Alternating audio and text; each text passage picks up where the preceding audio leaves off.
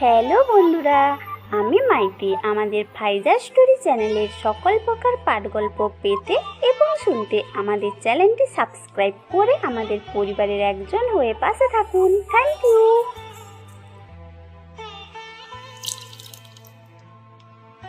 ঢাকা শহরের রাত তখন ভীষণ গভীর। ঘড়িতে বেজে আছে রাত 3:15। ঠিক এই মধ্যরাতে পুরনো ঢাকার একটা পরিত্যক্ত গুদামের ভেতর আলো আঁধারির খেলা চলছে। মরচে ধরা টিনের চালে বৃষ্টির ফোঁটা পড়ে এক অদ্ভুত ছন্দ তৈরি করছে। গুদামের কোণায় একটা মিলান বাল্ব জ্বলছে, যার আলো পুরো জায়গাটাকে আরো ভয়ঙ্কর করে তুলেছে। মেঝেতে ছড়িয়ে ছিটিয়ে থাকা ভাঙা কাঠের বাক্স, পুরনো তেলের ড্রাম আর ধুলোয় ঢাকা মাকড়সার জাল এই জায়গাটাকে এক ভুতুড়ে পরিবেশ বানিয়ে দিয়েছে। গুদামের মাঝখানে একটা চেয়ারে বসে আছে একজন মানুষ। তার হাত পা শক্ত করে বাঁধা, মুখে লেগে আছে রক্তের দাগ, চোখে আতঙ্ক ফুটে উঠেছে তার সামনে দাঁড়িয়ে আছে দুজন যুবক। একজনের নাম ইহান, অন্যজনের নাম জিয়ান। দুজনেই একই ভার্সিটির ছাত্র, কিন্তু তাদের চেহারায় এখন যে ভাব ফুটে উঠেছে তা কোনো সাধারণ ছাত্রের ভাব নয়। ইহান লম্বা, প্রায় 6 ফুট 2 ইঞ্চি, শক্তপোক্ত গড়নের। তার চোখে এক অদ্ভুত তীক্ষ্ণতা বয়ে চলেছে। কালো জিন্স আর কালো জ্যাকেট পরে সে, চুল এলোমেলো, কিন্তু সেই এলোমেলো ভাবে একটা আকর্ষণ আছে। তার ডান হাতে একটা ছুরি, যার ফলাই আলোর প্রতিফলন হচ্ছে। তার পাশে দাঁড়ানো জিয়ান, একটু খাটো কিন্তু তীক্ষ্ণ বুদ্ধির অধিকারী সে। তার চোখে মুখে একটা দ্রুত ভাব সবসময় লেগে থাকে। জিন্স আর হুডি পরা জিয়ানের হাতে একটা বেসবল ব্যাট। ইয়ান সেই লোকটাকে বলে, তুই জানিস না তুই কার সাথে গোলমাল বাঁধিয়েছিস? ইয়ানের গলা থেকে নিচু স্বরে কথাটা বের হলো, কিন্তু তাতে এক অজানা ভয়ঙ্কর ক্ষমতার ইঙ্গিত বোঝা যায়। বাধা লোকটা কাঁপতে শুরু করে ভয়ে। সে বলে, প্লিজ আমাকে ছেড়ে দাও, আমি ভুল করেছি, আমি আর কখনো। ভুল? জিয়ান একটা হাসি দেয়। সেই হাসিতে কোনো রসকস নেই, আছে তার চিলের ছাপ। সে বলে, এই শহরে ভুল করার সুযোগ একবারে পাওয়া যায়, আর তুই সেই সুযোগ অলরেডি নষ্ট করে ফেলছিস।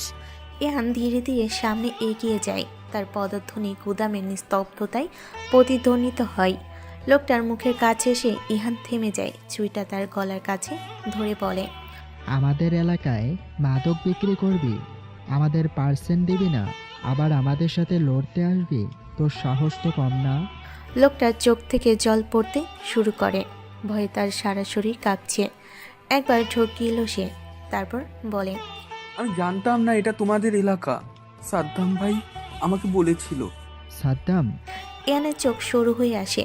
জিয়ানের দিকে তাকায় সে। ইহান বলে, জিয়ান? সাদ্দামের নাম শুনলাম আবার।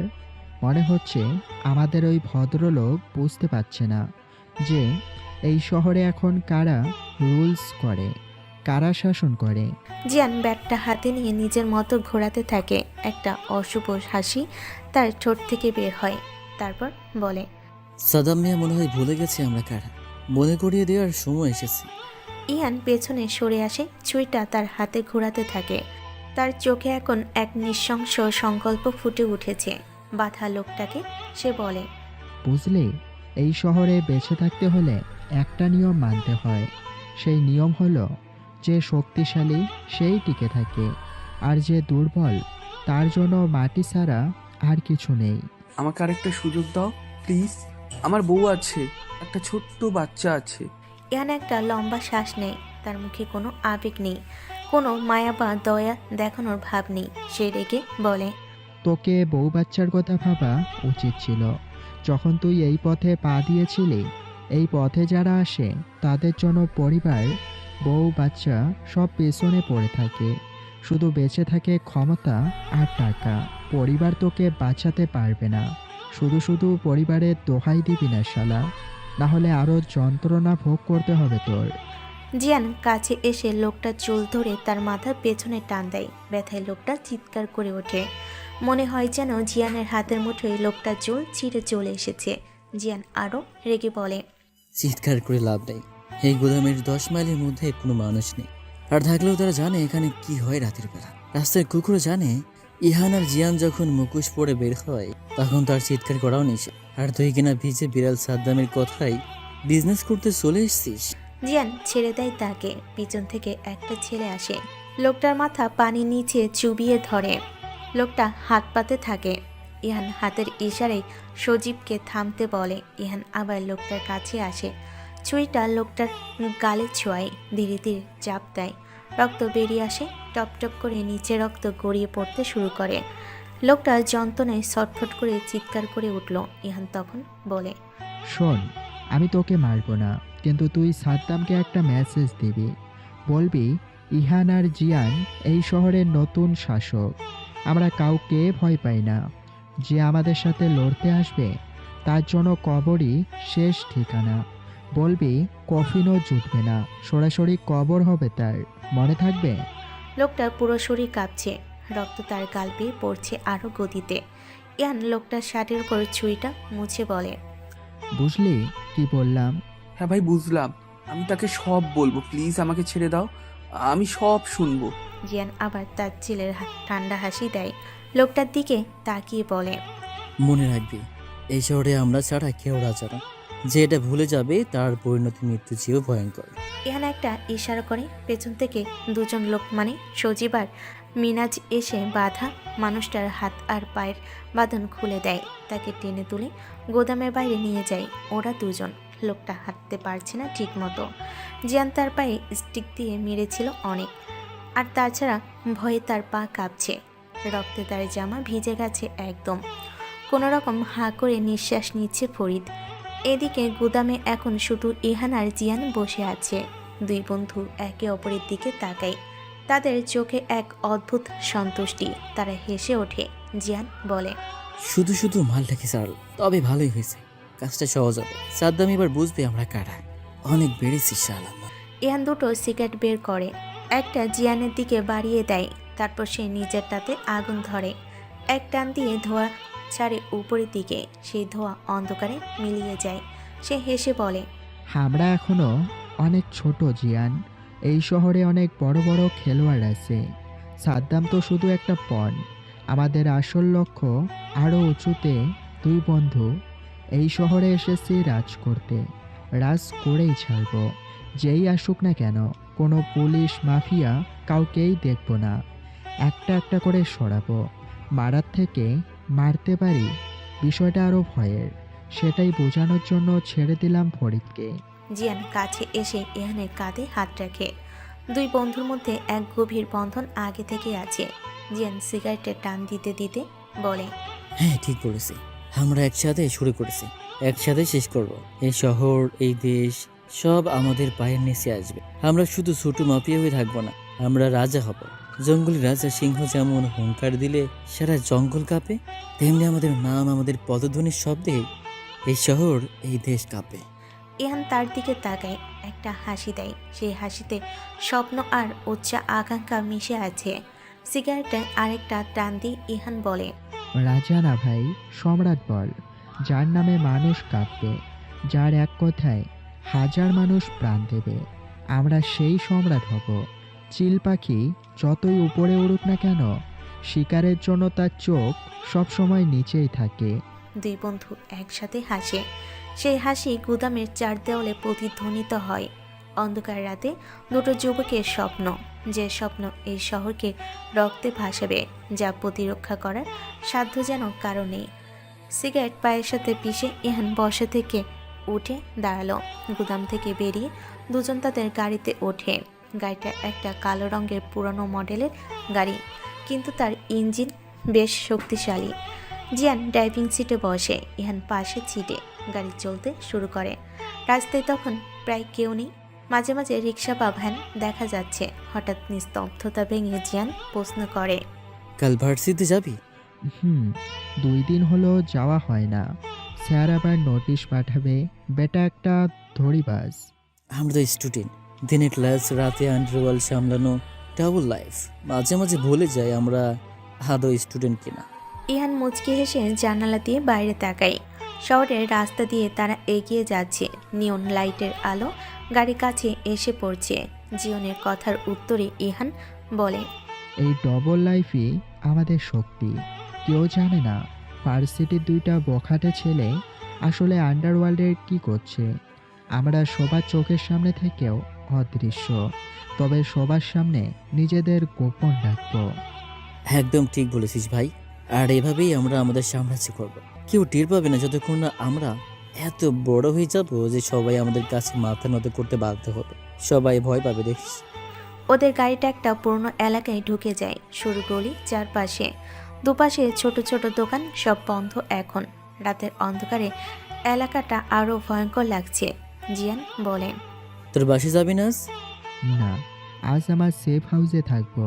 সকালে ফ্রেশ হয়ে সিধা ভার্সিটি। তুই কি যাবি আমার সাথে? ঠিক আছে, তুই সেখানে যা, আমি যাব না। আমি আমার জায়গায় যাচ্ছি, কাল দেখা হবে। গাড়ি একটা ভাঙ্গা বিল্ডিং এর সামনে এসে থামে। ইহান নামে, জিয়ানের দিকে তাকিয়ে মাথা নাড়ায়। গাড়ি আবার চলতে শুরু করে। ইয়ান বিল্ডিং এর ভেতরে ঢুকে যায়। অন্ধকার সিঁড়ি বেয়ে উপরে ওঠে। তৃতীয় তলায় একটা দরজা চাবি দিয়ে খোলে সে। ভেতরে একটা ছোট্ট রুম, একটা বিছানা, একটা টেবিল আর একটা চেয়ার। টেবিলের উপরে গাদাখানিক বই, সামনের দেওয়ালে একটা ছবি, একটা পরিবারের ছবি। ইহান সেই ছবিটার দিকে তাকায়। মুখে একটা বেদনার ছায়া এসে জমা হয় ওর। ছবির দিকে তাকিয়ে বলে, এখনো অনেক পথ বাকি। তোমরা আমার জন্য অপেক্ষা করো। একদিন আমি তোমাদের গর্বিত করব, দেখে নিও। সে বিছানায় এসে শুয়ে পড়ে, চোখ বন্ধ করে। কিন্তু ঘুম আসে না ওর। মাথায় অনেক পরিকল্পনা, অনেক স্বপ্ন আর অনেক রক্তের দৃশ্য ভেসে বেড়াচ্ছে। অন্যদিকে জিয়ান তার ডেরায় এসে পৌঁছায়। একটা আধুনিক অ্যাপার্টমেন্ট এটা। সে ভেতরে ঢুকে সোফায় বসে ফোন বের করে, একটা নাম্বারে কল দেয়। হ্যালো, কাজ হয়ে গেছে, মেসেজ পৌঁছে যাবে সাদ্দামের কাছে। অপর প্রান্ত থেকে একটা ভারী কণ্ঠ ভেসে আসে, কিন্তু কোনো শব্দ শোনা যায় না। ঠিক আছে, আমি বুঝছি, আগামীকাল দেখা হবে। জিয়ান ফোনটা কেটে দেয়। জিয়ানের চোখে একটা অদ্ভুত ভঙ্গিমা, যেন সে কোনো বড় খেলা খেলছে। সবকিছু প্ল্যান মতো যাচ্ছে। আমরা রাজ করতে এসেছি, আমরা রাজ করতে নেমেছি। সবকিছু ধ্বংস করব আমরা, কেউ বাঁচবে না। একদিন আমরা বড় হবই। সে সোফায় হেলান দিয়ে বসে। একটা হাসি তার মুখে এসে জমা হয়, একটা শয়তানি হাসি। রাত গভীর হতে থাকে। ঢাকা শহরের আন্ডার ওয়ার্ল্ডে নতুন দুই খেলোয়াড় আগমন ঘটে। ইহান আর জিয়ান, দুই বন্ধু যারা একসাথে সাম্রাজ্য গড়ার স্বপ্ন দেখে। কিন্তু অন্ধকারে লুকিয়ে আছে বিশ্বাসঘাতকতার বীজ, যে বীজ একদিন বিষবৃক্ষ হয়ে সবার সামনে আসবে। কিন্তু আজকের রাত শুধু শুরু। পরের দিন সকালে সূর্য ঢাকা শহরে উঠতে শুরু করেছে। রাস্তায় মানুষের ভিড় বাড়ে। রিক্সা, বাস, গাড়ির হর্নের শব্দে চারপাশে যেন জ্যাম লেগে আছে। সবে তাদের নিজেদের কাজে ব্যস্ত। রাতের অন্ধকার শহর এখন এই দিনের আলোতে একদম ভিন্ন। কেউ জানে না এই শহরের ভিতরে অন্ধকারের পিছনে কী কী ঘটনা ঘটে রাতের বেলায়। ইহান তার সেফ হাউস থেকে বেরিয়ে একটা অটোতে চড়ে বসে। হাতে একটা কলেজ ব্যাকপ্যাক, পরনে তার জিন্স আর টি শার্ট। সাধারণ একজন ছাত্রের মতো দেখতে সে। সাধারণ বলতে একদম গ্রামের ছেলে টাইপ। কেউ বলতে পারবে না এই ছেলেটা কাল রাতে একজন মানুষকে প্রায় মেরে ফেলেছিল। অটো চলতে থাকে ঢাকা বিশ্ববিদ্যালয়ের দিকে। রাস্তায় ভীষণ জ্যাম পড়েছে। ইহান জানালা দিয়ে বাইরে তাকিয়ে থাকে। তখন তার মন অন্য কোথাও হারিয়েছে। গতকালের ঘটনা, সাদ্দামের প্রতিক্রিয়া আর সামনের পরিকল্পনা কি হতে পারে ভাবতে থাকে ইহান। একসময় অটো ভার্সিটির সামনে এসে দাঁড়ায়। অটো থেকে নেমে ইহান ভার্সিটি গেট দিয়ে ঢোকে। চারিদিকে ছাত্রছাত্রীদের ভিড়। কেউ ক্লাসে যাচ্ছে, কেউ লাইব্রেরিতে, কেউ ক্যান্টিনে। ইহান হাঁটতে থাকে। তার চোখ খুঁজছে একজনকে, আর সে হলো জিয়ান। ক্যাম্পাসের একপাশে বড় একটা বটগাছের নিচে জিয়ানকে দেখতে পায় ইহান। জিয়ান দাঁড়িয়ে সিগারেট খাচ্ছে, তার সাথে আরও 2-3 জন ছেলে। সবাই তাদের গ্যাংয়ের সদস্য। দিনের বেলা এরা সাধারণ ছাত্র, রাতে মাফিয়া। ইহান কাছে এগিয়ে যায়। জিয়ান তাকে দেখে হাসে। এসেছিস তাহলে? ভাবলাম আজও ক্লাস মিস করবি। না ভাই, আর মিস করলে স্যার পিটাবে তো। জিয়ানের পাশে দাঁড়ানো একজন ছেলে এগিয়ে আসে। তার নাম রিফাত। লম্বা চিকন গর্ণের শট, চোখের চশমা পরে। সে বলে, ভাই, কাল রাতের খবর শুনেছি সাদ্দামের লোক এখন হাসপাতালে নাকি। ইহান তার দিকে তাকায়, একটা নরম দৃষ্টি দিয়ে বলে, কে বললো তোকে? আরে আন্ডারওয়ার্ল্ডে সব খবর ছড়ায় ভাইয়া, সবাই জানে এখন। বলছে নতুন 2 জন প্লেয়ার এসেছে যারা কাউকে ভয় পায় না। কিন্তু তারা কেউ জানে না। জিয়ান সিগারেট ফেলে পায়ে মারায়। তার মুখে সন্তুষ্টির হাসি ফুটে ওঠে। ভালোই তো, আমরা চাই সবাই জানুক আমরা লুকিয়ে থাকার মতো দুর্বল না। ইহানকে কিন্তু একটু চিন্তিত দেখায়। সে বেশ কিছু সময় চুপ করে থেকে বলে, খুব বেশি নাম হয়ে গেলে সমস্যা হবে। আমরা এখনো ছোট, বড় মাছগুলো যদি আমাদের দিকে নজর দেয় তাহলে মুশকিল। তুই চিন্তা করিস না, আমরা ধীরে ধীরে বিজনেস বাড়াবো। আর যখন বড় মাছগুলো টের পাবে ততদিনে আমরা এত শক্তিশালী হয়ে যাব যে তারা আমাদের কিছু করতে পারবে না। আচ্ছা চল ক্লাসের দিকে যাই। তিনজন হাঁটতে শুরু করে ক্লাসরুমের দিকে। এমন সময় দুটো গাড়ি আসে ভার্সিটির ভিতর। গাড়ি থেকে নামে মেহের। মেহের এমপি মাসুদের ছেলে, দেখতে বেশ স্মার্টও। সে ভার্সিটিতে ঢুকে গাড়ির উপরে বসে। একটা মেয়েকে ডাকতেই পকেট থেকে মানিব্যাগ বের করে। সেটা থেকে কতগুলো 1000 টাকার নোট এগিয়ে দিয়ে বলে, এই মেয়ে, একদিনের জন্য বিজনেস যাবি? দেখ, তোকে 10,000 টাকা দেবো, পড়তেও পারবি, আরামেশ করে থাকতেও পারবি। গ্রাম থেকে অনেক মেয়ে এসেছে আমার বিছানায় সময় কাটাইছে, তারা এখন শহরের রানীর মতো থাকে। আমি কাউকে ঠকাই না, যাবি নাকি তুলে নেবো বল? মেয়েটা ভয়ে কেঁদে ফেলে, কিন্তু সে কিছুই বলে না। চারপাশে তাকায়। জিয়ান উঠে দাঁড়ায়। রিফাত বলে, ওইদিকে তাকে লাভ নেই ভাইয়া, এমপি কিন্তু সাদ্দামের ডান হাত। জিয়ান থাম, এগুলো হলো চুনোপুটি। পুঁটি মাছ ধরে হাত বন্ধ করার মানে নেই। চল ক্লাসের দিকে, চ্যাপ্টার পরে দেখব। বেশ, চল তবে। আমার আর কি, ভাবলাম একটু লাইফ টাইমে আসবো। শুরুতে বেশি লাইটে গেলে লাইম থাকবে, কিন্তু তোর লাইট থাকবে না গাধা। ধ্যাৎ, মুডটাই নষ্ট করে দিলে। চল ক্লাসেই যাই, কত মেয়েরা আসছে। ওরা তিনজন ক্লাসের দিকে এগিয়ে যায়। রাস্তায় অনেক মেয়ে।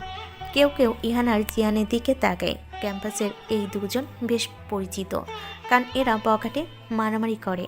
কিন্তু ভার্সিটির রাজনীতিতে ভালো জায়গা আছে তাদের। বখাটে বলে মেয়েরাও কাছে ঘেঁষে না, সবে এড়িয়ে চলে। ক্লাসরুমে ঢোকে তিনজন, পেছনের বেঞ্চে গিয়ে বসে। স্যার এখনও আসেনি।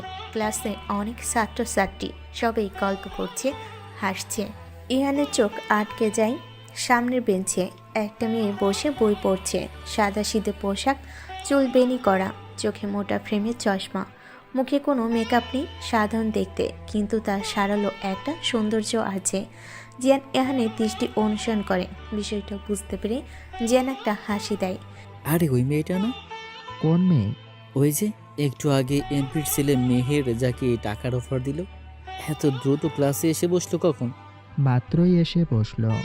আর তুই আবার দেখছিস তাকে? ভাই মেয়েটার নাম ইধি। বাহ, সুন্দর নাম তো। দেখ বন্ধু এদিকে।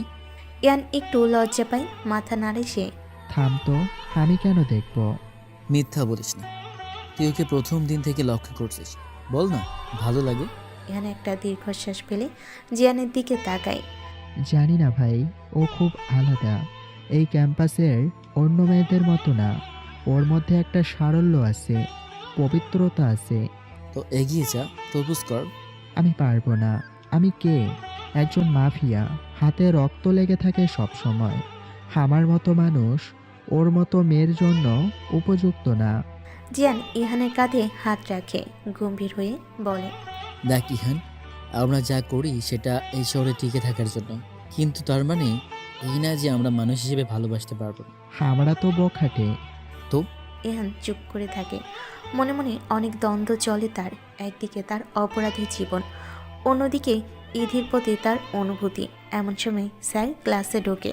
সবাই চুপ হয়ে যায়। ক্লাস শুরু হয়, কিন্তু ইহানের ক্লাসে মনে সে শুধু ইধির দিকে তাকিয়ে থাকে।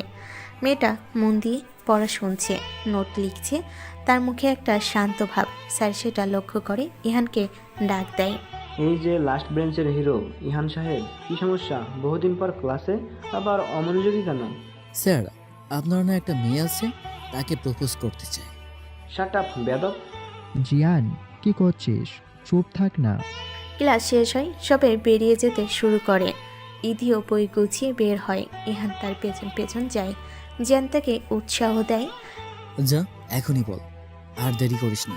ইহান সাহস সঞ্চয় করে ইধির দিকে এগিয়ে যায়। করিডরে অনেক ছাত্রছাত্রী, কেউ কেউ ইহানকে দেখে ফিসফিস করে। ইহান ইধির সামনে এসে দাঁড়ায়। Excuse me. ইদি পেছনে তাকায়, ইহানকে দেখে একটু ভয় পায়। ইহানের নাম সে শুনেছে, বকাটে মারামারি করে বেড়ায় এই ছেলেটা। জি। আমি ইহান, তুমি ইধি তাই না? হ্যাঁ, তুমি কি চাও? ইয়ান একটু থেমে যায়, কি বলবে বুঝে উঠতে পারে না, তার মুখ দিয়ে শব্দ বেরোয় না। আমি আসলে বলো না কি বলবে। আমার ক্লাস আছে। আমি তোমার সাথে কথা বলতে চাই, একটু সময় দেবে? ইতি তার দিকে সন্দেহের চোখে তাকায়, তারপর বলে, কি নিয়ে কথা? আমি তো তোমাকে চিনিও না। আমি জানি তুমি আমার সম্পর্কে কি কি শুনেছ, কিন্তু সব মিথ্যা না। আমি তোমার সাথে সত্যি কথা বলতে চাই, প্লিজ। ইতি একটু ভাবে, তারপর মাথা নাড়ায়। ঠিক আছে, কিন্তু খুব বেশি সময় না, আমার ক্লাস আছে। আরে আরে, হট ফিগার খ্যাত ছেলেটা দেখি ইহানের সামনে দাঁড়িয়ে, কি ব্যাপার? পিছন থেকে মেহের কথাটা বলে ওঠে। ইতি দ্রুত সরে যায় সেখান থেকে। ইয়ান ঘুরে তাকায়, জিয়ান এগিয়ে আসে মেহেরের দিকে। জিয়ান কাছে আসতেই মেহের জিয়ানের শার্ট টেনে ধরে বলে, নিজেদের ওয়াদের ভিতরে থাকিস, বুঝলি? যা করছিস সে অবধি থাক, যা ভাগ এখান থেকে। তো কি? জিয়ান, এখন নয়, রিফাত ওকে নিয়ে আয়। একটা ঝামেলা বাঁধতে গিয়েও বাঁধেনি। ইহান দৌড়ে এসে ইদিকে খুঁজে বের করে। দুজন ক্যাম্পাসের এক পাশে বেঞ্চে বসে, ইদি তার ব্যাগ কোলে রাখে। ইহান তার পাশে বসে, একটু দূরত্ব রেখে বসেছে। তুমি খুব ভালো ছাত্রী, আমি লক্ষ্য করেছি, সব সময় পড়াশোনা করো। তুমি আমাকে লক্ষ্য করো কেন? ইহান গভীর শ্বাস নেয়, সত্যি বলার সিদ্ধান্ত নেয় সে। কারণ তুমি আলাদা। এই ক্যাম্পাসে সবাই একরকম, কিন্তু তুমি সবার থেকে ভিন্ন।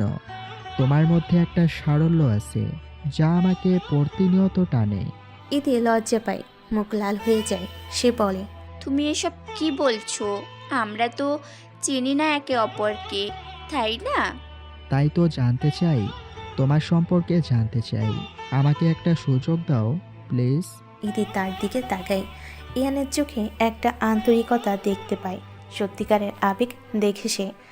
আমি তো শুনেছি তুমি অনেক খারাপ ছেলে, মারামারি করো, রাজনীতি করো। আমার পরিবার এসব পছন্দ করবে না। আমি জানি, কিন্তু মানুষ যা শোনে সব সত্যি না। আমি একজন সাধারণ ছেলে যে বেঁচে থাকার চেষ্টা করছে।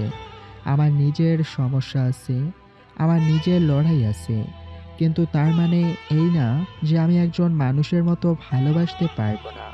ইদি চুপ করে থাকে, তার মনে অনেক প্রশ্ন উদয় হয়। সে বলে, আমাকে সময় দাও, আমি তোমাকে চিনতে চাই, তারপর সিদ্ধান্ত নেব।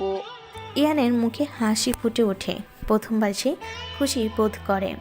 ধন্যবাদ, তুমি আমাকে হতাশ করবে না, তবে মেহেরের থেকে সাবধানে থেকো। দুজনে উঠে দাঁড়ায়।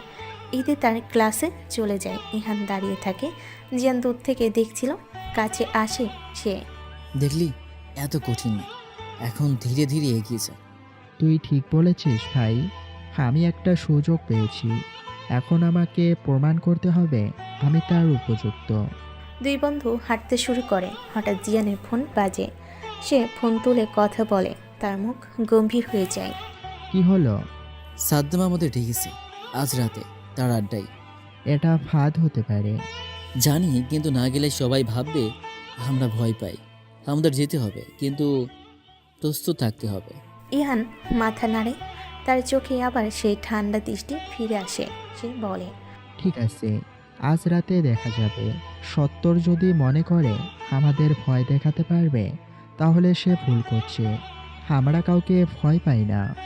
এই তো আমার ভাই, চল দুপুরে ক্যান্টিনে খাই, আজ রাতের জন্য শক্তি লাগবে। দুই বন্ধু ক্যান্টিনের দিকে হাঁটে। ক্যাম্পাসে তখন দুপুরের রোদ বিরাজ করে। সবাই তাদের মতো ব্যস্ত।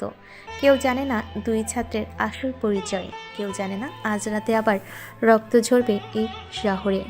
অন্যদিকে শহরের অনুপ্রান্তে একটা বড় বাড়ি। বাড়ির ভেতরে একটা হলরুমে বসে আছে একজন মধ্যবয়স্ক মানুষ। তার গায়ের রং কালো, চেহারা ভয়ঙ্কর, চোখের উপরে সোজা একটা দাগ। নাম সাদ্দাম মিয়া, এই শহরের বড় মাফিয়া। তার সামনে দাঁড়িয়ে আছে সেই লোক যাকে ইহান আর জিয়ান গতকাল ছেড়ে দিয়েছে। তার মুখে এখনো ব্যান্ডেজ। তো এই ইহান আর জিয়ান আমাকে চ্যালেঞ্জ করছে, হ্যাঁ? হ্যাঁ বস, তারা বলেছে তারা এই শহরের নতুন শাসক। তারা কাউকে ভয় পায় না। সাদ্দাম একটা হাসি দেয়, সেই হাসিতে তার ক্রোধ অহংকার মিশে আছে। হাসি থামিয়ে বলে, নতুন শাসক দুইটা বাচ্চা ছেলে মনে করে তারা আমার সাথে পারবে? আমি এই শহরে 20 বছর ধরে রাজ করছি। কত মানুষ এসেছে চ্যালেঞ্জ করতে, সবাই এখন মাটির নিচে। তার পাশে দাঁড়ানো আরেকজন লোক আছে, নাম কালা। সাদ্দামের ডান হাত সে বলে, বস, আমরা কি করব? তাদের শেষ করে দেব? না না না না না না না, এত সহজে না। আমি তাদের আজ রাতে ডেকেছি, দেখবো তাদের সাহস কতটুকু। যদি তারা আসে তাহলে বুঝবো তারা সত্যিই নির্ভীক, আর যদি না আসে তাহলে সবাই জানবে তারা শুধু মুখের বুলি করে। আর যদি তারা আসে? তাহলে আমি তাদের একটা পাঠ শেখাবো। এই শহরে আমি ছাড়া কেউ রাজা না। যে এটা ভুলে যাবে তার জন্য মৃত্যু অপেক্ষা করবে।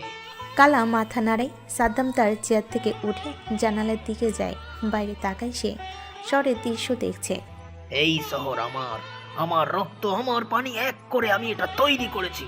কোনো বাচ্চা ছেলে এসে আমার থেকে কেড়ে নিতে পারবে না। ইহান আর জিয়ান, তোরা ভুল করেছিস, আর এই ভুলের মূল্য তোদের জীবন দিয়ে দিতে হবে।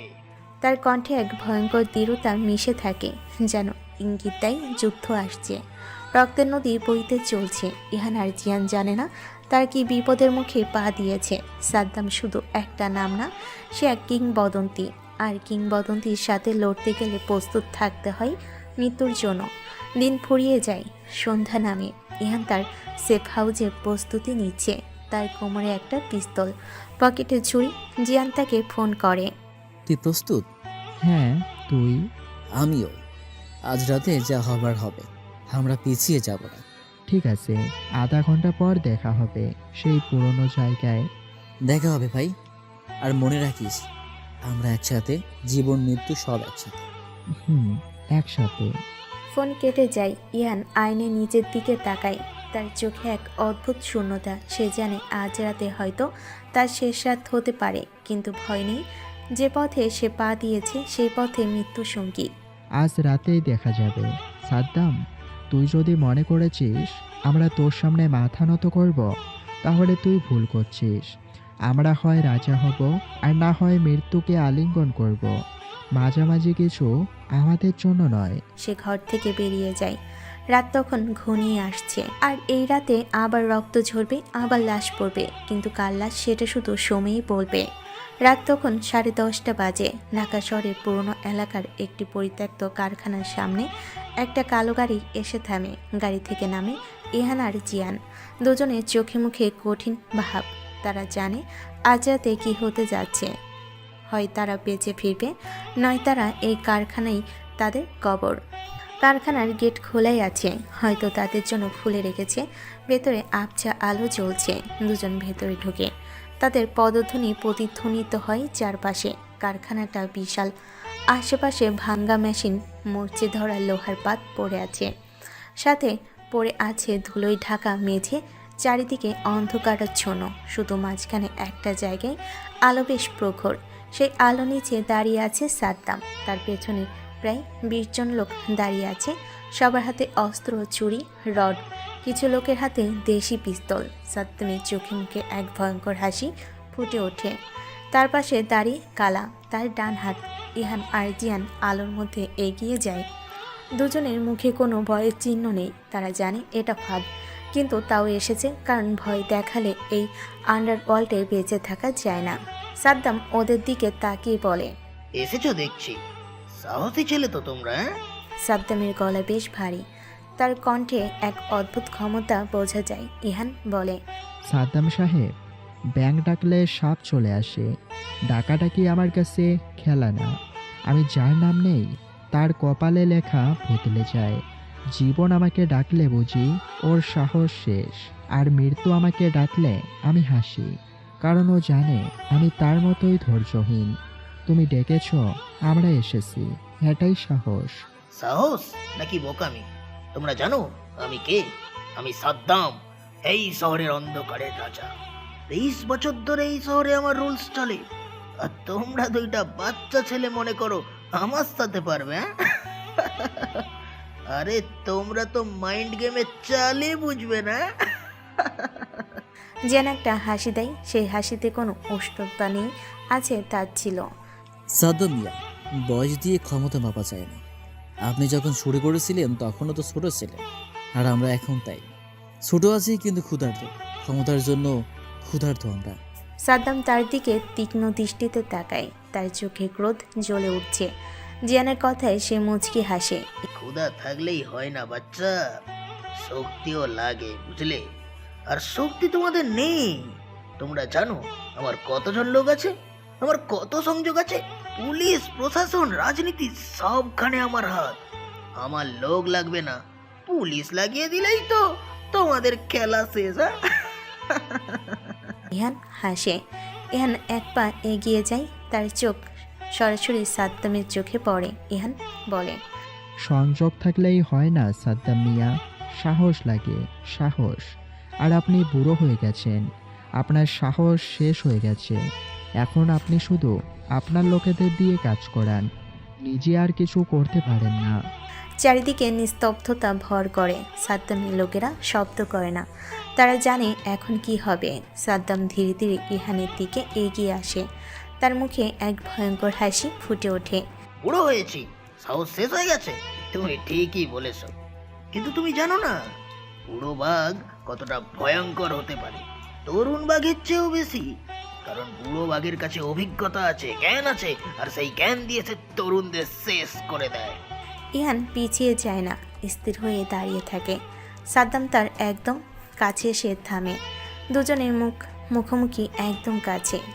আজ রাতে তোমরা এই কারখানা থেকে বেরোতে পারবে না, তোমাদের লাশ এখানেই পড়ে থাকবে। আর কাল সকালে সবাই জানবে ইহান আর জিয়ান শেষ হয়ে গেছে, তাদের স্বপ্ন মাটিতে মিশে গেছে।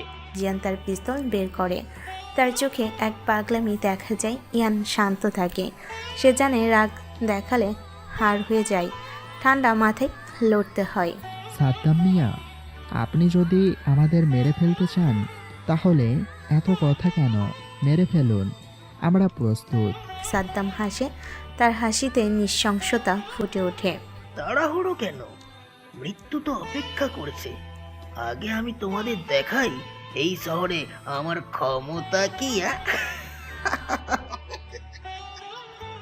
সাদ্দাম হাততালি দেয়। হঠাৎ কারখানার এক পাশ থেকে দুজন লোককে টেনে নিয়ে আসা হয়, তাদের হাত পেছনে বাঁধা, মুখে রক্ত লেগে আছে, চোখে আতঙ্ক তাদের।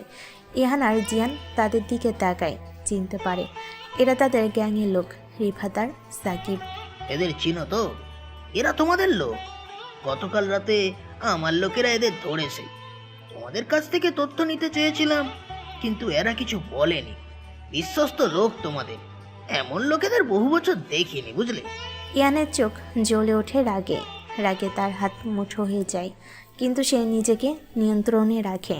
তোমরা এদের ছেড়ে দাও, এদের সাথে তোমাদের কোনো সমস্যা নেই, সমস্যা আমার সাথে। ঠিক বলেছ, সমস্যা তোমাদের সাথে, কিন্তু যে গাছ কাটতে হয় তার আগে সেই গাছের শেকড় কাটতে হয়। আর এরা তোমার শেকড়, এদের কেটে ফেললে তারপর তোমাদের কাটবো। সাদ্দাম ইশারা করে, কালা এগিয়ে আসে, তার হাতে একটা বড় ছুরি। সে রিফাতের পেছনে দাঁড়ায়। রিফাত ভয়ে কাঁপছে, চোখ দিয়ে জল পড়ছে ওর। রিফাত বলে, ভাইয়া আমাকে বাঁচাও প্লিজ। ইয়ানের বুকে ব্যথা হয়, সে চিৎকার করে বলে, থামো, তোমরা এটা করতে পারোনি। পারবো না? দেখো তাহলে। কালা ছুরি তোলে, এক ঝটকায় রিফাতের গলায় চালিয়ে দেয়। রক্ত ছিটকে বেরিয়ে আসে, রিফাতের চোখ বড় হয়ে যায়, মুখ দিয়ে শব্দ বেরোয় না। সে মেঝেতে লুটিয়ে পড়ে, রক্তের নদী বইতে শুরু করে। রিফাতের শরীর কাঁপতে থাকে, কয়েক সেকেন্ডের মধ্যে নিস্তেজ হয়ে যায়। চোখ খোলা থাকে ওর, চোখ মৃত। ইয়ান ছুটে যেতে চায়, কিন্তু সাদ্দামের লোকেরা তাকে আটকে ধরে। জিয়ান তার পিস্তল তাক করে, কিন্তু চারিদিকে 10টা পিস্তল তাদের দিকে তাক করায়। রিফাত, না। ইহানের গলা ভেঙে যায়, তার চোখে জল জমে, কিন্তু সে জল বেদনা নয়, জলটার আগে প্রতিশোধের। এটা তুমি কি করলে সাদ্দাম? এর প্রতিশোধ নেব, আমি তোমাকে শেষ করে দেব। সাদ্দাম হাসে, এবার সাকিবের দিকে তাকায়। সাকিব কাঁপছে, মুখ দিয়ে আর্তনাদ বেরোচ্ছে। প্লিজ আমাকে ছেড়ে দাও, আমি কিছু করিনি। তুমি কিছু করনি, কিন্তু তুমি ভুল পক্ষ বেছে নিয়েছো। এই শহরে ভুল পক্ষ বেছে নিলে এই পরিণতিই হবে। কালা আবার এগিয়ে যায়, এবার আরও ভয়ঙ্করভাবে সে সাকিবের পেটে ছুরি ঢোকায়। সাকিব চিৎকার করে ওঠে, ব্যথায় চিৎকার করতে থাকে। কালা ছুরি ঘুরিয়ে দেয় দ্রুত, রক্ত ঝরতে থাকে। সাকিব মেঝেতে পড়ে যায়, তার শরীর কাঁপছে, ব্যথায় ছটফট করছে, কিন্তু মৃত্যু আসতে সময় নাই। ধীরে ধীরে তার শরীর শান্ত হয়ে আসে, চোখ বন্ধ হয়ে যায়। ইহান আর জিয়ান শুধু দাঁড়িয়ে দেখছে, তাদের দুই বন্ধুর দুই সাথী মারা গেল তাদের চোখের সামনে। তারা কিছু করতে পারেনি। দেখেছো, এটাই হয় যখন কেউ আমার বিরুদ্ধে যায়, তোমরাও এভাবে শেষ হবে। কিন্তু তার আগে তোমাদের আরো কিছু দেখাই। সাদ্দাম আবার হাততালি দেয়। এবার কারখানার অন্য পাশ থেকে একটা মেয়েকে টেনে আনা হয়। মেয়েটার মুখ ঢাকা কালো কাপড়ে, তার হাত বাঁধা, সে কাঁপছে। এই মেয়েটাকে চিনো তো? ভার্সিটির মেয়ে, তোমাদের ক্লাসমেট। ইয়ানের বুক ধরপড় করতে শুরু করে, তার মাথায় একটা নামিয়ে ঘোরে ইধি। সাদ্দামের লোক মেয়েটার মুখ থেকে কাপড় সরায়। ইয়ানের শ্বাস বন্ধ হয়ে যায়। ইধি না, সে অন্য একটা মেয়ে, নাম রোমানা, তাদের ক্লাসের মেয়ে। সে কাঁদছে। এই মেয়েটা তোমাদের ক্লাসমেট। আজ বিকেলে আমার লোকেরা একে তুলে এনেছে। কেন জানো? কারণ এই মেয়ে তোমার সাথে কথা বলতে চায়, বন্ধুত্ব করতে চায়। তার মানে সে তোমাদের পক্ষে, আর যে তোমাদের পক্ষে সেই হচ্ছে আমাদের শত্রু। হ্যাঁ? না না, এটা করো না। রুমনার কোনো দোষ নেই, সে শুধু একটা সাধারণ মেয়ে। তার সাথে আন্ডারওয়ার্ল্ডের কোনো সংযোগ নেই। কিন্তু তোমাদের সাথে সংযোগ আছে, আর সেটাই যথেষ্ট। সাদ্দাম কালার দিকে তাকায়, কালার রুমানের দিকে এগিয়ে যায়। রুমানা চিৎকার করে ওঠে। প্লিজ আমাকে ছেড়ে দাও, আমি কিচ্ছু জানি না, আমি শুধু ওর ক্লাসমেট। ইয়ান আর সহ্য করতে পারে না, সে সাদ্দামের লোকেদের ধাক্কা দিয়ে ছুটে যায়, কিন্তু একটা লোক তার পায়ে লাথি মারে। ইয়ান মেঝেতে পড়ে যায়, মুখে রক্ত এসে লাগে। থামো সাদ্দাম, তুমি যদি এই মেয়েটাকে মারো তাহলে আমি তোমার পুরো পরিবার শেষ করে দেব। তোমার বউ, তোমার বাচ্চা, কাউকেই ছাড়বো না আমি। সাদ্দাম তখনই থেমে যায়, ইয়ানের দিকে তাকায়, তার মুখে একটা গম্ভীর ভাব। আমার পরিবারকে টানলি, তুই বড় ভুল করেছিস। আমি তোকে শুধু মারতাম, কিন্তু এখন তোকে এমন ভাবে মারবো যে তুই মৃত্যুর জন্য মিনতি করবি। সাদ্দাম কালাকে ইশারা করে। কালা রোমানাকে ছেড়ে ইহানের দিকে এগিয়ে আসে, তার হাতে এখনো রক্তমাখা ছুরি। আগে তোকে শেষ করি, তারপর তোর সামনে তোর জিয়ানকে শেষ করব, আর শেষে তোর ক্লাসমেটকে। তুই দেখবি সব কিছু, কিন্তু কিচ্ছু করতে পারবি না। এটাই সবচেয়ে বড় শাস্তি। হ্যাঁ? কালা ইহানের দিকে ছুরি তাক করে। ইহান মেঝেতে পড়ে আছে, তার মাথা ঘুরছে, লাথির আঘাতে তার শরীর ব্যথা করছে, কিন্তু সে হার মানবে না। তার চোখে এখনো সেই আগুন জ্বলছে। জিয়ান হঠাৎ চিৎকার করে। দাঁড়াও। সবে থেমে যায়। জিয়ান তার পিস্তল সাদ্দামের দিকে তাক করে। তুমি যদি ইহানকে মারো তাহলে আমি তোমাকে গুলি করবো, আমার কিছু হোক বা না হোক, কিন্তু তোমাকে মেরে ফেলবো। সাদ্দামের চারিদিকে লোকেরা তাদের পিস্তল জিয়ানের দিকে তাক করে। এক মুহূর্তে পরিস্থিতি উত্তপ্ত হয়ে ওঠে, কেউ কাউকে ছাড়বে না। তুই আমাকে গুলি করবি, তার আগে তোকে আমি 10টা গুলি ঠুকবো। তুই বেঁচে থাকবি না। বেঁচে থাকার জন্য তো এই পথে আসিনি। আমরা জানি একদিন মরবো, কিন্তু মরার আগে আমরা আমাদের সাপ রেখেছি। আর তুমি যদি ভাবো আমরা ভয় পাই, তাহলে ভুল করছো। ইয়ান মেঝে থেকে উঠে দাঁড়ায়, তার মুখে রক্ত, কিন্তু তার চোখে এখন এক পাগলামি, এক নৃশংসতার আভাস। সাদ্দাম, অনেক হয়েছে খেলা, এতক্ষণ কিছু বলিনি। তোর পরিবারের সবাই আমার লোকেদের নজরে। কসম, এখান থেকে বের না হলে ওরা তোর পরিবারের সবাইকে মারবে। তুই আজ আমার দুই বন্ধুকে মেরেছিস, এই ঋণ আমি শোধ করব। তোর পুরো সাম্রাজ্য আমি ধুলোয় মিশিয়ে দেব। যতদিন বেঁচে থাকব তোকে শেষ করার চেষ্টা করব, আর একদিন আমি সফল হবই। সাদ্দাম হাসে, কিন্তু সেই হাসিতে এখন কিছুটা উদ্বেগ। ইহানের চোখে যে পাগলামি সে দেখছে তা তাকে চিন্তায় ফেলে দেয়। বেশ, শোন, এই খেলায় আমার পরিবার কিচ্ছু না। তোদেরকে একটা টিপস দিই, মাফিয়া জগতে গ্যাংস্টার হতে হলে মায়া থাকতে নেই। যেহেতু চ্যালেঞ্জ করলি, তাহলে আজ তোকে জীবিত ছেড়ে দেই।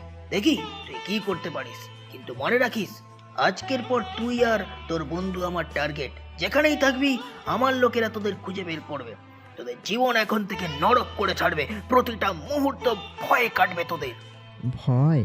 আমরা ভয় কি জিনিস জানি না এখন।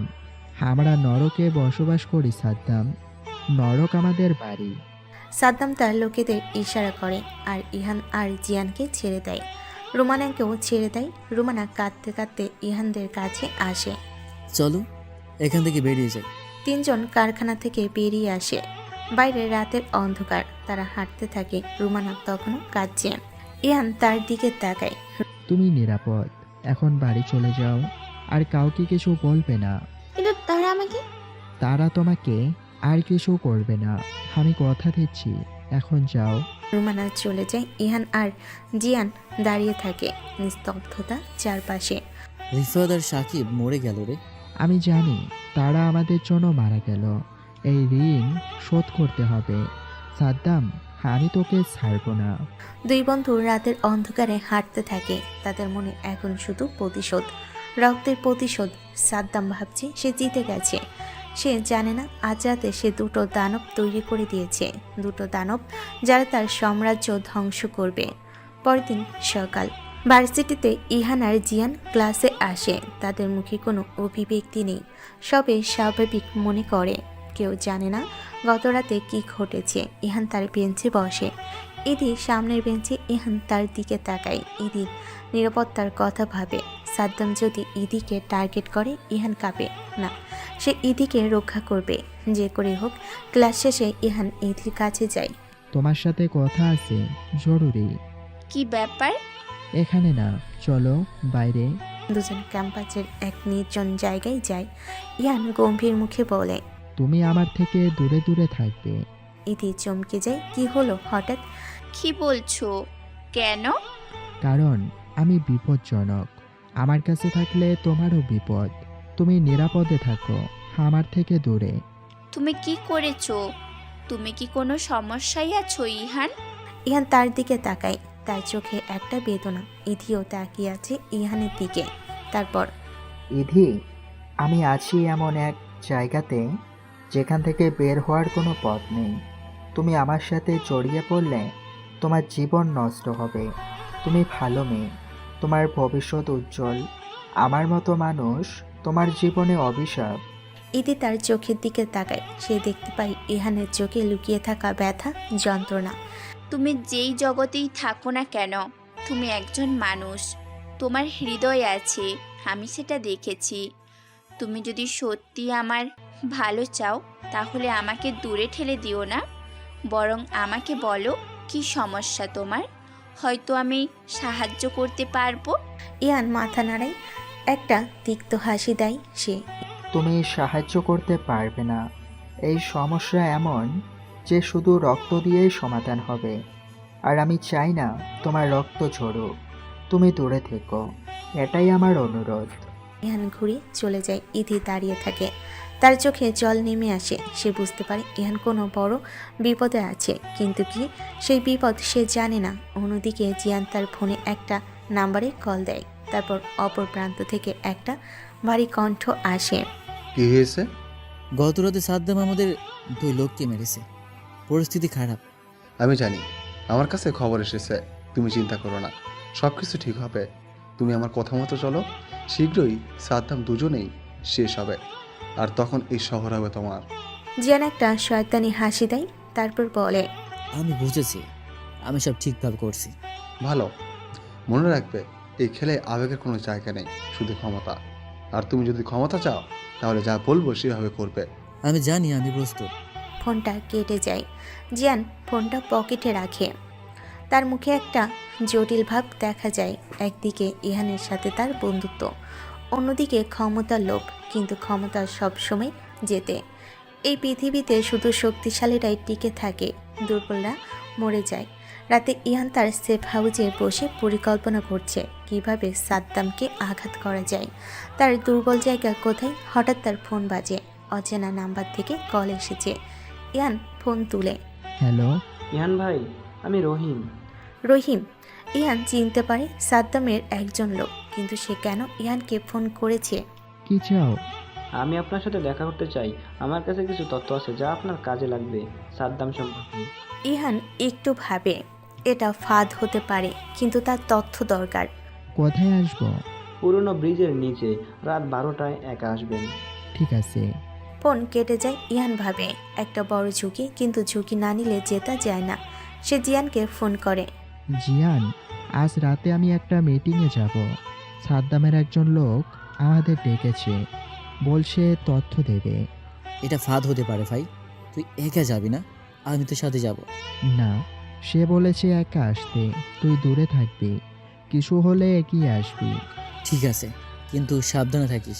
রাত 12টা বাজে। পুরনো ব্রিজের নিচে অন্ধকার। ইয়ান সেখানে পৌঁছে চারিদিকে তাকায়, কেউ না। হঠাৎ অন্ধকারের ছায়া থেকে একজন লোক বেরিয়ে আসে। রহিম সে। আপনি এসেছেন, ভালো। বলো, কি বলবে? সাদ্দাম আপনাকে শেষ করার পরিকল্পনা করছে। কয়েকদিনের মধ্যে সে আঘাত করবে, কিন্তু তার আগে আপনি যদি তাকে আঘাত করতে পারেন তাহলে জিতবেন। কোথায় আঘাত করব? সাদ্দামের একটা গোপন গুদাম আছে, সেখানে সে তার সব মাদক রাখে। সেই গুদামে আগুন দিলে সাদ্দামের কোটি কোটি টাকা ক্ষতি হবে, আর তখন সে দুর্বল হয়ে পড়বে। সেই গুদাম কোথায়? রহিম একটা কাগজ বের করে ইহানকে দেয়, একটা ঠিকানা লেখা সেটাতে। এটাই ঠিকানা আছে, কিন্তু সাবধান, সেখানে পাহারা আছে, রাতে কম লোক থাকে। আজ রাতেই যেতে পারেন। তুমি কেন আমাকে সাহায্য করছো? তুমি তো সাদ্দামের লোক। রহিম তার দিকে তাকায়, তার চোখে ঘৃণা দেখা যায়। সে বলে, সাদ্দাম আমার ভাইকে মেরেছে অকারণে, আমি তার প্রতিশোধ নিতে চাই, কিন্তু আমি নিজে পারবো না। আপনি পারবেন। আপনি যদি সাদ্দামকে শেষ করেন, আমার ভাইয়ের আত্মা শান্তি পাবে। এন বুঝতে পারে প্রতিশোধের আগুন রহিমের মধ্যে জ্বলছে। সে বলে, ধন্যবাদ, তোমার ভাইয়ের প্রতিশোধ আমি নেব। সাদ্দাম শেষ হবে। রহিম চলে যায়। ইহান কাগজটা দেখে ঠিকানা। আজ রাতেই আঘাত করতেই হবে। ইহান জিয়ানকে ফোন করে, পুরো ব্যাপারটা বলে। জিয়ান রাজি হয়ে যায়। দুজনেই তাদের কয়েকজন বিশ্বস্ত লোক নিয়ে সেই গুদামের দিকে রওনা দেয়। গুদামটা শহরের বাইরে, নির্জন এলাকা। রাত তখন 2টা। চারিদিকে নিস্তব্ধতা বিরাজ করছে। ইহান জিয়ান তাদের 5 জন লোক গুদামের কাছে পৌঁছায়। গুদামের বাইরে মানুষজন পাহারাদার, তারা ঘুমাচ্ছে। ইহান ইশারা করে, তাদের 2 জন লোক পাহারাদারদের কাছে যায়। নিঃশব্দে তাদের শেষ করে দেয়, গলা টিপে। কোনো শব্দ হয় না। দল গুদামের ভেতর ঢুকে। বিশাল গুদাম, চারিদিকে বস্তায় ভরা মাদক, কোটি টাকার মাল। ইহান তার লোকেদের ইশারা করে, তারা পেট্রোল ঢালতে শুরু করে। পুরো গুদামে মাদকের বস্তায়, কাঠের বাক্সে সর্বত্র। দ্রুত করো, বেশি সময় নেই। কয়েক মিনিটের মধ্যে কাজ শেষ। ইহান একটা ম্যাচ জ্বালায়, পেট্রোল ফেলে, আগুন জ্বলে ওঠে। মুহূর্তের মধ্যে পুরো গুদাম আগুনে ভরে যায়। শিখা উপরে উঠতে থাকে, ধোঁয়া ছড়িয়ে পড়ে চারপাশে। চল, এখান থেকে দ্রুত বের হতে হবে। সবাই দৌড়ে বাইরে আসে, গাড়িতে উঠে চলে যায়। পেছনে গুদাম জ্বলছে, আকাশ লাল হয়ে উঠছে আগুনে। বিস্ফোরণের শব্দ হয়, মাদক পুড়েছে। সাদ্দামের কোটি টাকা পুড়ে ছাই হয়ে যাচ্ছে। গাড়িতে ইহান আর জিয়ান হাসছে। প্রথম আঘাত সফল হয়েছে। এটা শুধু শুরু সাদ্দাম, তোর সাম্রাজ্যের একটা অংশ আজ ধ্বংস হয়েছে। আরও অনেক কিছু বাকি আছে। তুই যা করেছিস তার প্রতিশোধ নেব। রিফাত আর সাকিবের মৃত্যু বৃথা যাবে না। জিয়ান ইহানের দিকে তাকায়, তার মুখে হাসি, কিন্তু চোখে এক জটিল ভাব। সে জানে এই যুদ্ধ শেষে একজন বেঁচে থাকবে, আর সে একজন হবে সে নিজে। হ্যাঁ ভাই, আমরা জিতবো একসাথে। কিন্তু জিয়ানের মনে অন্য চিন্তা, অন্য পরিকল্পনা। পরের দিন সকালে খবরে ছড়িয়ে পড়ে, সাদ্দামের গুদামে আগুন লেগেছে, কোটি টাকার ক্ষতি। পুরো আন্ডারওয়ার্ল্ডে আলোড়ন সৃষ্টি হয়। সবাই জানে ইয়ান আর জিয়ানের কাজ। তাদের নাম এখন সবার মুখে মুখে। সাদ্দাম তার বাড়িতে বসে আছে, তার চোখে রক্ত জমে আছে, ক্রোধে তার শরীর কাঁপছে। কালা তার সামনে দাঁড়িয়ে। বস, আমরা ব্যর্থ হয়েছি, তারা আমাদের গুদাম পুড়িয়ে দিয়েছে। আমি জানি এই ইহান আমাকে চ্যালেঞ্জ করেছে। সে ভাবছে আমি দুর্বল হয়ে গেছি, কিন্তু সে ভুল করেছে। আমি তাকে এমন শাস্তি দেব যে জন্মের জন্য মনে রাখবে। তার পরিবার, তার বন্ধু, তার প্রেম সব কিছু আমি ধ্বংস করে দেব। কিন্তু ওরা আমার গোপন জায়গার ঠিকানা পেল কিভাবে? জানি না বস, তবে কি করবেন ভাবছেন? সাদ্দাম একটা নাম্বারে ফোন করে। অপর প্রান্ত থেকে একটা কণ্ঠ ভেসে আসে। বলো সাদ্দাম। ইন্সপেক্টর হাসান, আমার একটা কাজ আছে।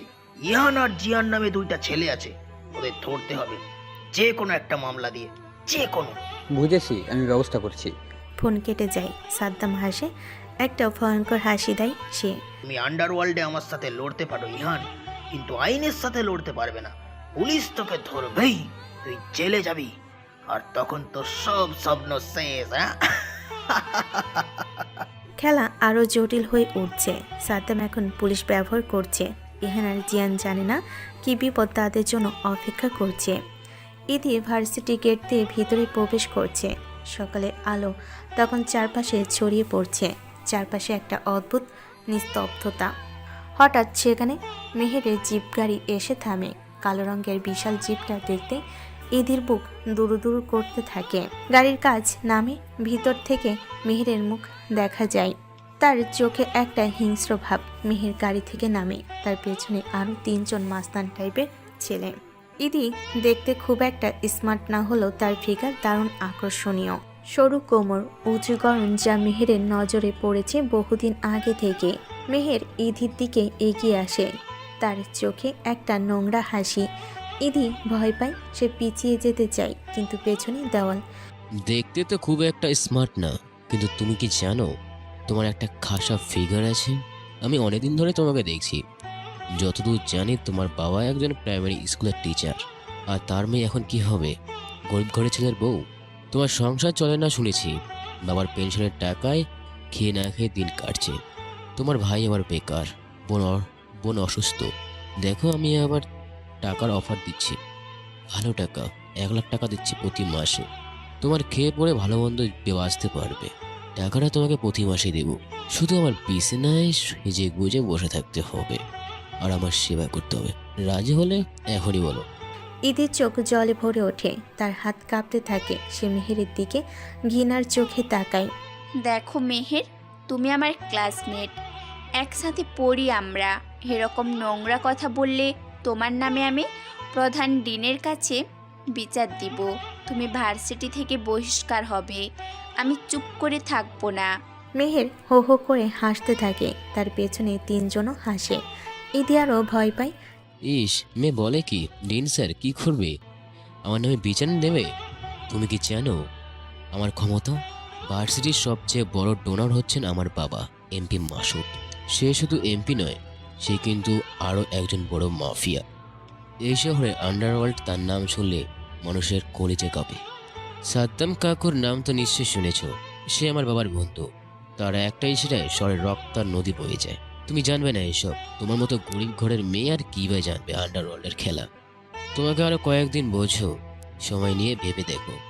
এরপর যদি না শোনো আফসোস, তাহলে তোমাকে আমি জোর করে তুলে নিয়ে যেতে হবে। তোমার পরিবারকে শেষ করে দেব। এটা আসলে আমি চাই না। আমি চাই তুমি নিজে থেকে রাজি হয়ে যাও, তাহলে সবার জন্যই ভালো। এমন সময় একটা অটো ভার্সিটি গেটের সামনে এসে থামে। ইহান অটো থেকে নামে। তার সাথে জিয়ানো নামে। ইহানের তার চোখে একটা তীক্ষ্ণ দৃষ্টি। যেন একটু খাটো, কিন্তু তার শরীরে অদ্ভুত শক্তি। ভার্সিটির গেটে ইদি আর মেহেরকে দেখতে পায়। ইহান এগিয়ে আসে। তার চোখে রাগ দেখা যায়। মেহেরের দিকে তাকিয়ে বলে, মেহের, তোকে বলেছিলাম না মেয়েদের থেকে নিজেকে দূরে রাখবি? তুই এসব করছিস কেন? মেহের ইহানের দিকে ঘুরে তাকায়। তার চোখে ক্রোধ স্পষ্ট। ও ইয়ান বুড়ো, 2 টাকার বগাড়ে ছেলে। তুই জানিস কাকে কি বলছিস? শালা শুয়োরের বাচ্চা, নিজের কাজ কর। আমি কি করি আর না করি সেটা আমি বুঝে নেব। আমার বাবার ক্ষমতাও নেই যে আমার কাজ নিয়ে কথা বলবে। আর তুই কে রে? কোন জঙ্গলা থেকে এসেছিস? আমার কাজে কৈফত চাস? দেখে তো মনে হয় তোর বাপ ভিক্ষুক, মা নাকি মারা গেছে ছোটবেলায়। তুই আর তোর বন্ধু জয়ান মিলে দুজনে ভার্সিটির স্টুডেন্ট, আবার সরকারের বৃত্তি খেয়ে পড়ালেখা করছিস। নিজের জায়গায় থাক, না হলে তোদের বখাটেগিরি বের করে ফেলব। ভার্সিটি থেকে তোদের বের করে দেব, বুঝছিস? জিয়ানের মাথায় রক্ত উঠে যায়। সে এগিয়ে আসে। তোকে তো চলো এখনই। তখনই ইহান জিয়ানের হাত ধরে। জিয়ান, না থাম, এখন সময় না। ভাই, ও আমাদের অপমান করছে, আমরা চুপ থাকবো? ইহান মেহেরের দিকে তাকায়। তার চোখে একটা ঠান্ডা হাসি খেলে যায়। শোন মেহের, বারবার নিজেদের অকাতের কথা বলিস না। আমরা ভালো করেই জানি আমাদের অবস্থা, কিন্তু এটাও জানি মানুষ সব সময় একরকম থাকে না। আজ যে গরিব, কাল সে রাজা হতে পারে।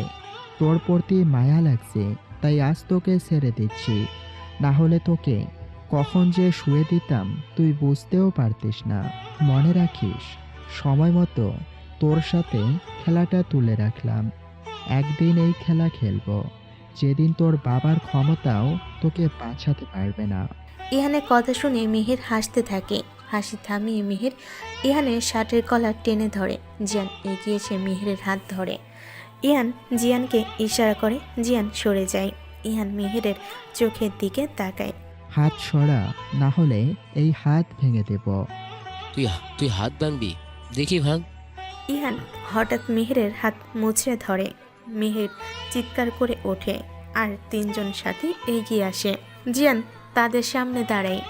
একজনও এগোবি না। ইহান মেহেরের হাত ছেড়ে দেয়।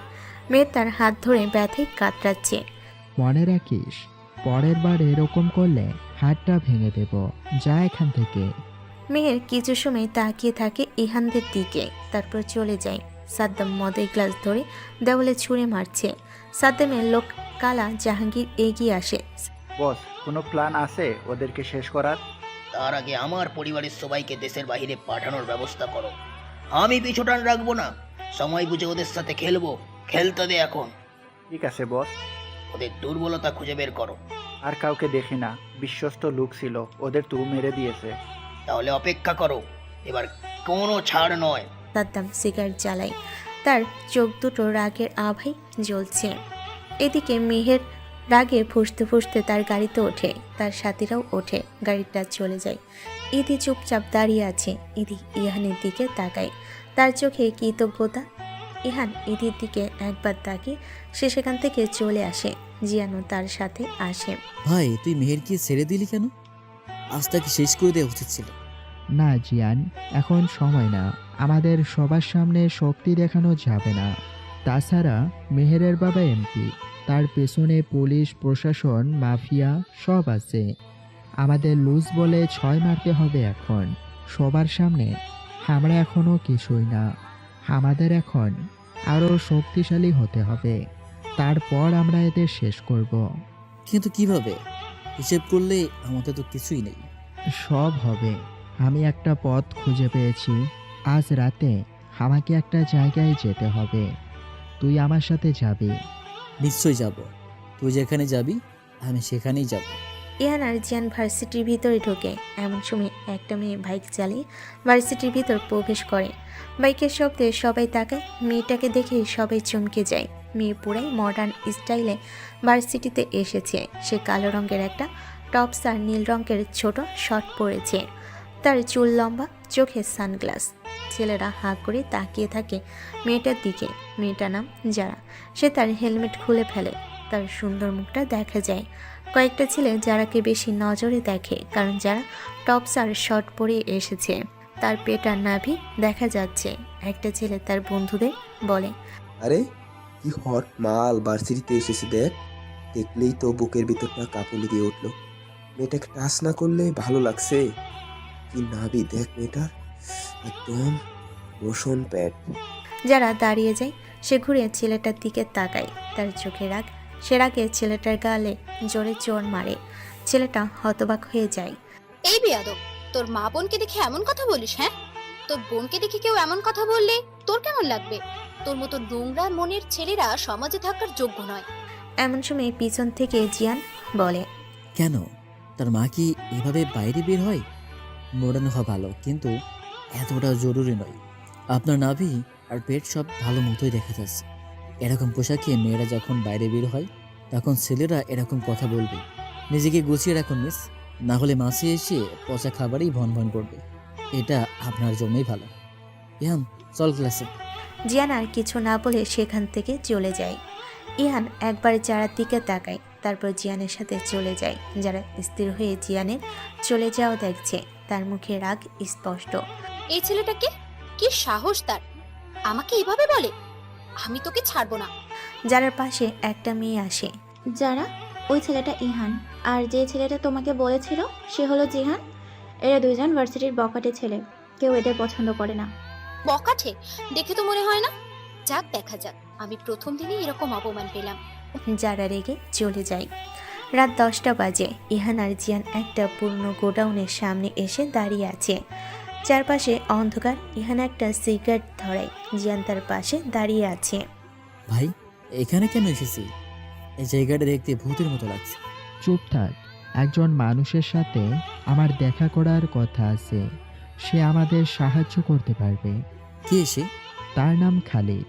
সে এই শহরের আন্ডারওয়ার্ল্ডের একজন পুরনো খেলোয়াড়। এখন সে রিটায়ার্ড, কিন্তু তার কাছে অনেক তথ্য আছে, অনেক কানেকশন আছে। সে আমাদের সাহায্য করতে পারবে। হঠাৎ গোডাউনের দরজা খুলে যায়। ভিতর থেকে একজন বয়স্ক মানুষ বের হয়। তার মুখে দাড়ি। সে ইহানের দিকে তাকায়। তুমি ইহান? জি, আমি ইহান। আর এ আমার বন্ধু জিয়ান। ভেতরে আসো। ইহান আর জিয়ান গোডাউনের ভিতরে ঢোকে। ভিতরে কিছু পুরনো বাক্স, একটা টেবিল আর কয়েকটা চেয়ার রাখা। খালিদ বসে, ইহান আর জিয়ানও বসে। শোনো ছেলে, তুমি আমার কাছে কি চাও? কেন হ্যাকার দিয়ে যোগাযোগ করলে বলো। যদিও জানি তুমি সাদ্দামের গোডাউন পুড়িয়েছো। আজ তুমি আর জিয়ান যেমন বন্ধু, তেমনি আমি আর সাদ্দামও বন্ধু ছিলাম। দুজনে আন্ডারওয়ার্ল্ড কাঁপিয়েছি। থাকছে সব। আমি লোক চাই। আমি এই শহরের আন্ডারওয়ার্ল্ডের একটা জায়গা করতে চাই। আমি সাদ্দামকে শেষ করতে চাই, ওর সাথে আর যারা আছে তাদেরকেও। ওর সাথে এমপি মাসুদও আছে, তা নিশ্চয়ই জানো না? এই জন্যই সাদ্দাম পুলিশদের পকেটে রাখতে পারে না, সাদ্দাম মাসুদকে গণেও না, বরং মাসুদকে সেই ব্যবহার করে। যেটাই হোক, সাদ্দাম কিংবা মাসুদ, তারা এই শহরের মানুষদের শোষণ করছে। আমরা শেষ করতে চাই এই খেলা। খালিদ হাসে, কারণ ইহান আর জিয়ান এখনো ছোট, তবে তাদের ভিতরে যুদ্ধের নেশা অনেক। তুমি জানো তুমি কি বলছো?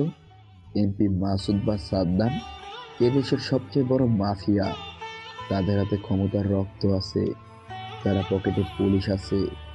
তাদেরকে শেষ করা সহজ না। আমি জানি, কিন্তু আমি করব। আমাকে শুধু একটা শুরু করার সুযোগ লাগবে। খালিদ ইহানের দিকে তাকায়। তার চোখে একটা সম্মান দেখতে পায়। ঠিক আছে, আমি তোমাকে সাহায্য করব, কিন্তু তোমাকে আমার একটা কাজ করতে হবে। কি কাজ? এই শহরে একটা ড্রাগ সাপ্লায়ার আছে, নাম তার করিম। সে মাসুদের প্রতিদ্বন্দ্বী। তুমি করিমকে শেষ করে দাও, তাহলে মাসুদ আর সাদ্দামের একটা বড় সমস্যা হবে, আর তুমি আন্ডারওয়ার্ল্ডে একটা নাম করতে পারবে। ইহান চুপ করে থাকে। জিয়ান বলে, হয়ে যাবে। কাউকে সরানো কোনো বিষয় না। আমরা যদি শক্তিশালী হতে চাই, তাহলে আমাদের এটা করতে হবে। আন্ডারওয়ার্ল্ডে মায়া দয়া চলে না, এখানে শুধু শক্তি চলে। আমরা এটাই করব। ইহান উঠে দাঁড়ায়। জিয়ানও ওঠে। ঠিক আছে, আমি এটা করব। ইহান আর জিয়ান গোডাউন থেকে বের হয়। বাইরে অন্ধকার, চাঁদ উঠেছে আকাশে। ইহান চাঁদের দিকে তাকায়। জিয়ান, আমাদের জীবনে রক্ত আছে, খুন আছে, কিন্তু মায়া নেই। তুই কি আমার সাথে আছিস? জিয়ান ইহানের কাঁধে হাত রাখে। আমি সবসময় তোর সাথে আছি ভাই। আমরা দুজন একসাথে এই শহরে রাজ করব। দুজন হাসে। তাদের হাসিতে একটা অদ্ভুত আওয়াজ মিশে আছে। পরের দিন সকাল। ভার্সিটিতে একটা হট্টগোল হয়ে গেছে। খবর এসেছে যে গতরাতে শহরের একজন বড় ড্রাগ সাপ্লাইয়ের করিমকে খুন করা হয়েছে। পুলিশ তদন্ত শুরু করেছে, কিন্তু কোনো সুযোগ পায়নি। ভার্সিটির ছেলেমেয়েরা এই খবর নিয়ে আলোচনা করছে। ইদি ক্লাসে বসে আছে। তার পাশে একটা মেয়ে বসে। ইধি, তুমি শুনেছ? করিমকে খুন করা হয়েছে। শহরে এখন ভয়ের পরিবেশ। হ্যাঁ শুনেছি, কিন্তু কে করেছে কেউ জানে না, তবে শুনলাম খুবই নিষ্ঠুরভাবে খুন করা হয়েছে। তার গলা কেটে ফেলা হয়েছে। ইদি শিউরে ওঠে। এমন সময় ক্লাসে ইহান আর জিয়ান ঢোকে। তাদের মুখে কোনো ভাব নেই, তারা স্বাভাবিক। ইহান ইদির দিকে একবার তাকায়, তারপর নিজের জায়গায় বসে। ইদি ইহানের দিকে তাকায়। তার মনে হয় ইহানের চোখে একটা অন্ধকার আছে। ক্লাস শুরু হয়, স্যার পড়াচ্ছে, কিন্তু ইদির মন নেই। সে ভাবছে কাল ইহান তাকে বাঁচিয়েছিল, কিন্তু ইহান কেমন মানুষ। সাদ্দাম করিমের কবরের পাশে এসে দাঁড়ায়। সদ্য খনন করা মাটির ডিপিটা দেখতে অস্বাভাবিক শান্ত লাগছে, চারপাশে সবুজ ঘাস, কিন্তু এই জায়গাটা যেন একটা গভীর শূন্যতা নিয়ে দাঁড়িয়ে আছে। সাদ্দামের চোখে মুখে একটা চাপা উদ্বেগ। তার হাতে ধরা দামি স্মার্টফোনটা যেন এখন তার কাছে একটা খেলনা মাত্র। সে জানে এই কবরের নিচে শুয়ে থাকা মানুষটা তার ব্যবসায়ের কত বড় স্তম্ভ ছিল। এমন সময় দূর থেকে একটা কালো ঝা চকচকে গাড়ি তীব্র গতিতে প্রতিরোধক পেরিয়ে আসে। গাড়িটা থামতে দরজা খুলে বেরিয়ে আসে এমপি মাসুদ। তার পরনে সাদা পাঞ্জাবি, চোখে কালো সানগ্লাস। তার সাথে সাথে পুলিশের একটা ছোট দল এবং ব্যক্তিগত গার্ডরা দ্রুত চারপাশ ঘিরে ফেলে। কবরের চারপাশের পরিবেশ মুহূর্তে থমথমে হয়ে যায়। সাদ্দাম এমপিকে দেখে একটুও নড়ে না, তার দৃষ্টি স্থির কবরের দিকে। এমপি তার কাছে এসে দাঁড়ায়। এমপির মুখে একটা স্পষ্ট বিরক্তি। করিম যে আপাতত দৃষ্টিতে সবার চোখে একজন অত্যন্ত সফল ও সম্মানিত ব্যবসায়ী ছিল, সে আসলে সাদ্দামের কাছে ছিল একজন ডিলার। এমপিকে সে নিয়মিত কোটি কোটি টাকা দিত। এই মানুষটা এখন আর নেই। সাদ্দামের সাম্রাজ্যের একটা বড় অংশ যেন আজ ধসে পড়ল। সাদ্দাম ভাই, আমাদের লোক তো একটা আউট হয়ে গেল, তোমার গোডাউন পুড়ে গেছে, কে করছে এসব? খালিদ তো এখন নেই তাহলে? মাসুদ তার স্বভাবসিদ্ধ রাশভারী গলায় প্রশ্নটা করে। তার চোখে মুখে এখন শুধু টাকার অঙ্ক আর ক্ষমতার হিসাব। সাদ্দাম গভীর একটা শ্বাস নেয়। সে মাথা নাড়তে নাড়তে বলে, আমি জানি কে করেছে। ইহান আর জিহান নামের দুটো ছেলে, ওরা নতুন করে আন্ডারওয়ার্ল্ডে আসছে। কেন আসলো জানি না, ওরা আসলে কেন মাফিয়া হতে চায় বুঝতে পারছি না। দেখা হয়েছিল ওদের সাথে, চ্যালেঞ্জ করে আমার। সেই চ্যালেঞ্জটা গ্রহণ করেই আজ আমি এই ঝামেলাতে পড়লাম। সেদিন ওদের শেষ করে দিলেই ভালো হতো। সাদ্দামের গলাতে একটা স্পষ্ট হতাশা ফুটে ওঠে। সে তার হাতটা মুষ্টিবদ্ধ করে। তার দীর্ঘ অভিজ্ঞতা তাকে বলছে এই দুটো ছেলে সহজ শিকার হবে না। ওদেরকে ডাকো, আবার শেষ করে দাও এখনই। মাসুদের কণ্ঠস্বর এখন আরও কর্কশ। তার মতে একটা সমস্যার সহজ সমাধান হলো তাকে চিরতরে মুছে ফেলা। এবার এত সহজে হবে না। ওরা এখন কি করে, কতজন ওর লোক আছে তা জানা যাচ্ছে না। ওদেরকে এখন আর হাতের কাছে পাওয়া যাবে না। দুর্বল পয়েন্ট খুঁজে বের করি, তারপর ওদের সাথে ফাইনাল ম্যাচ খেলবো। খেলার নিয়ম ওদেরকে শেখাবো আমি।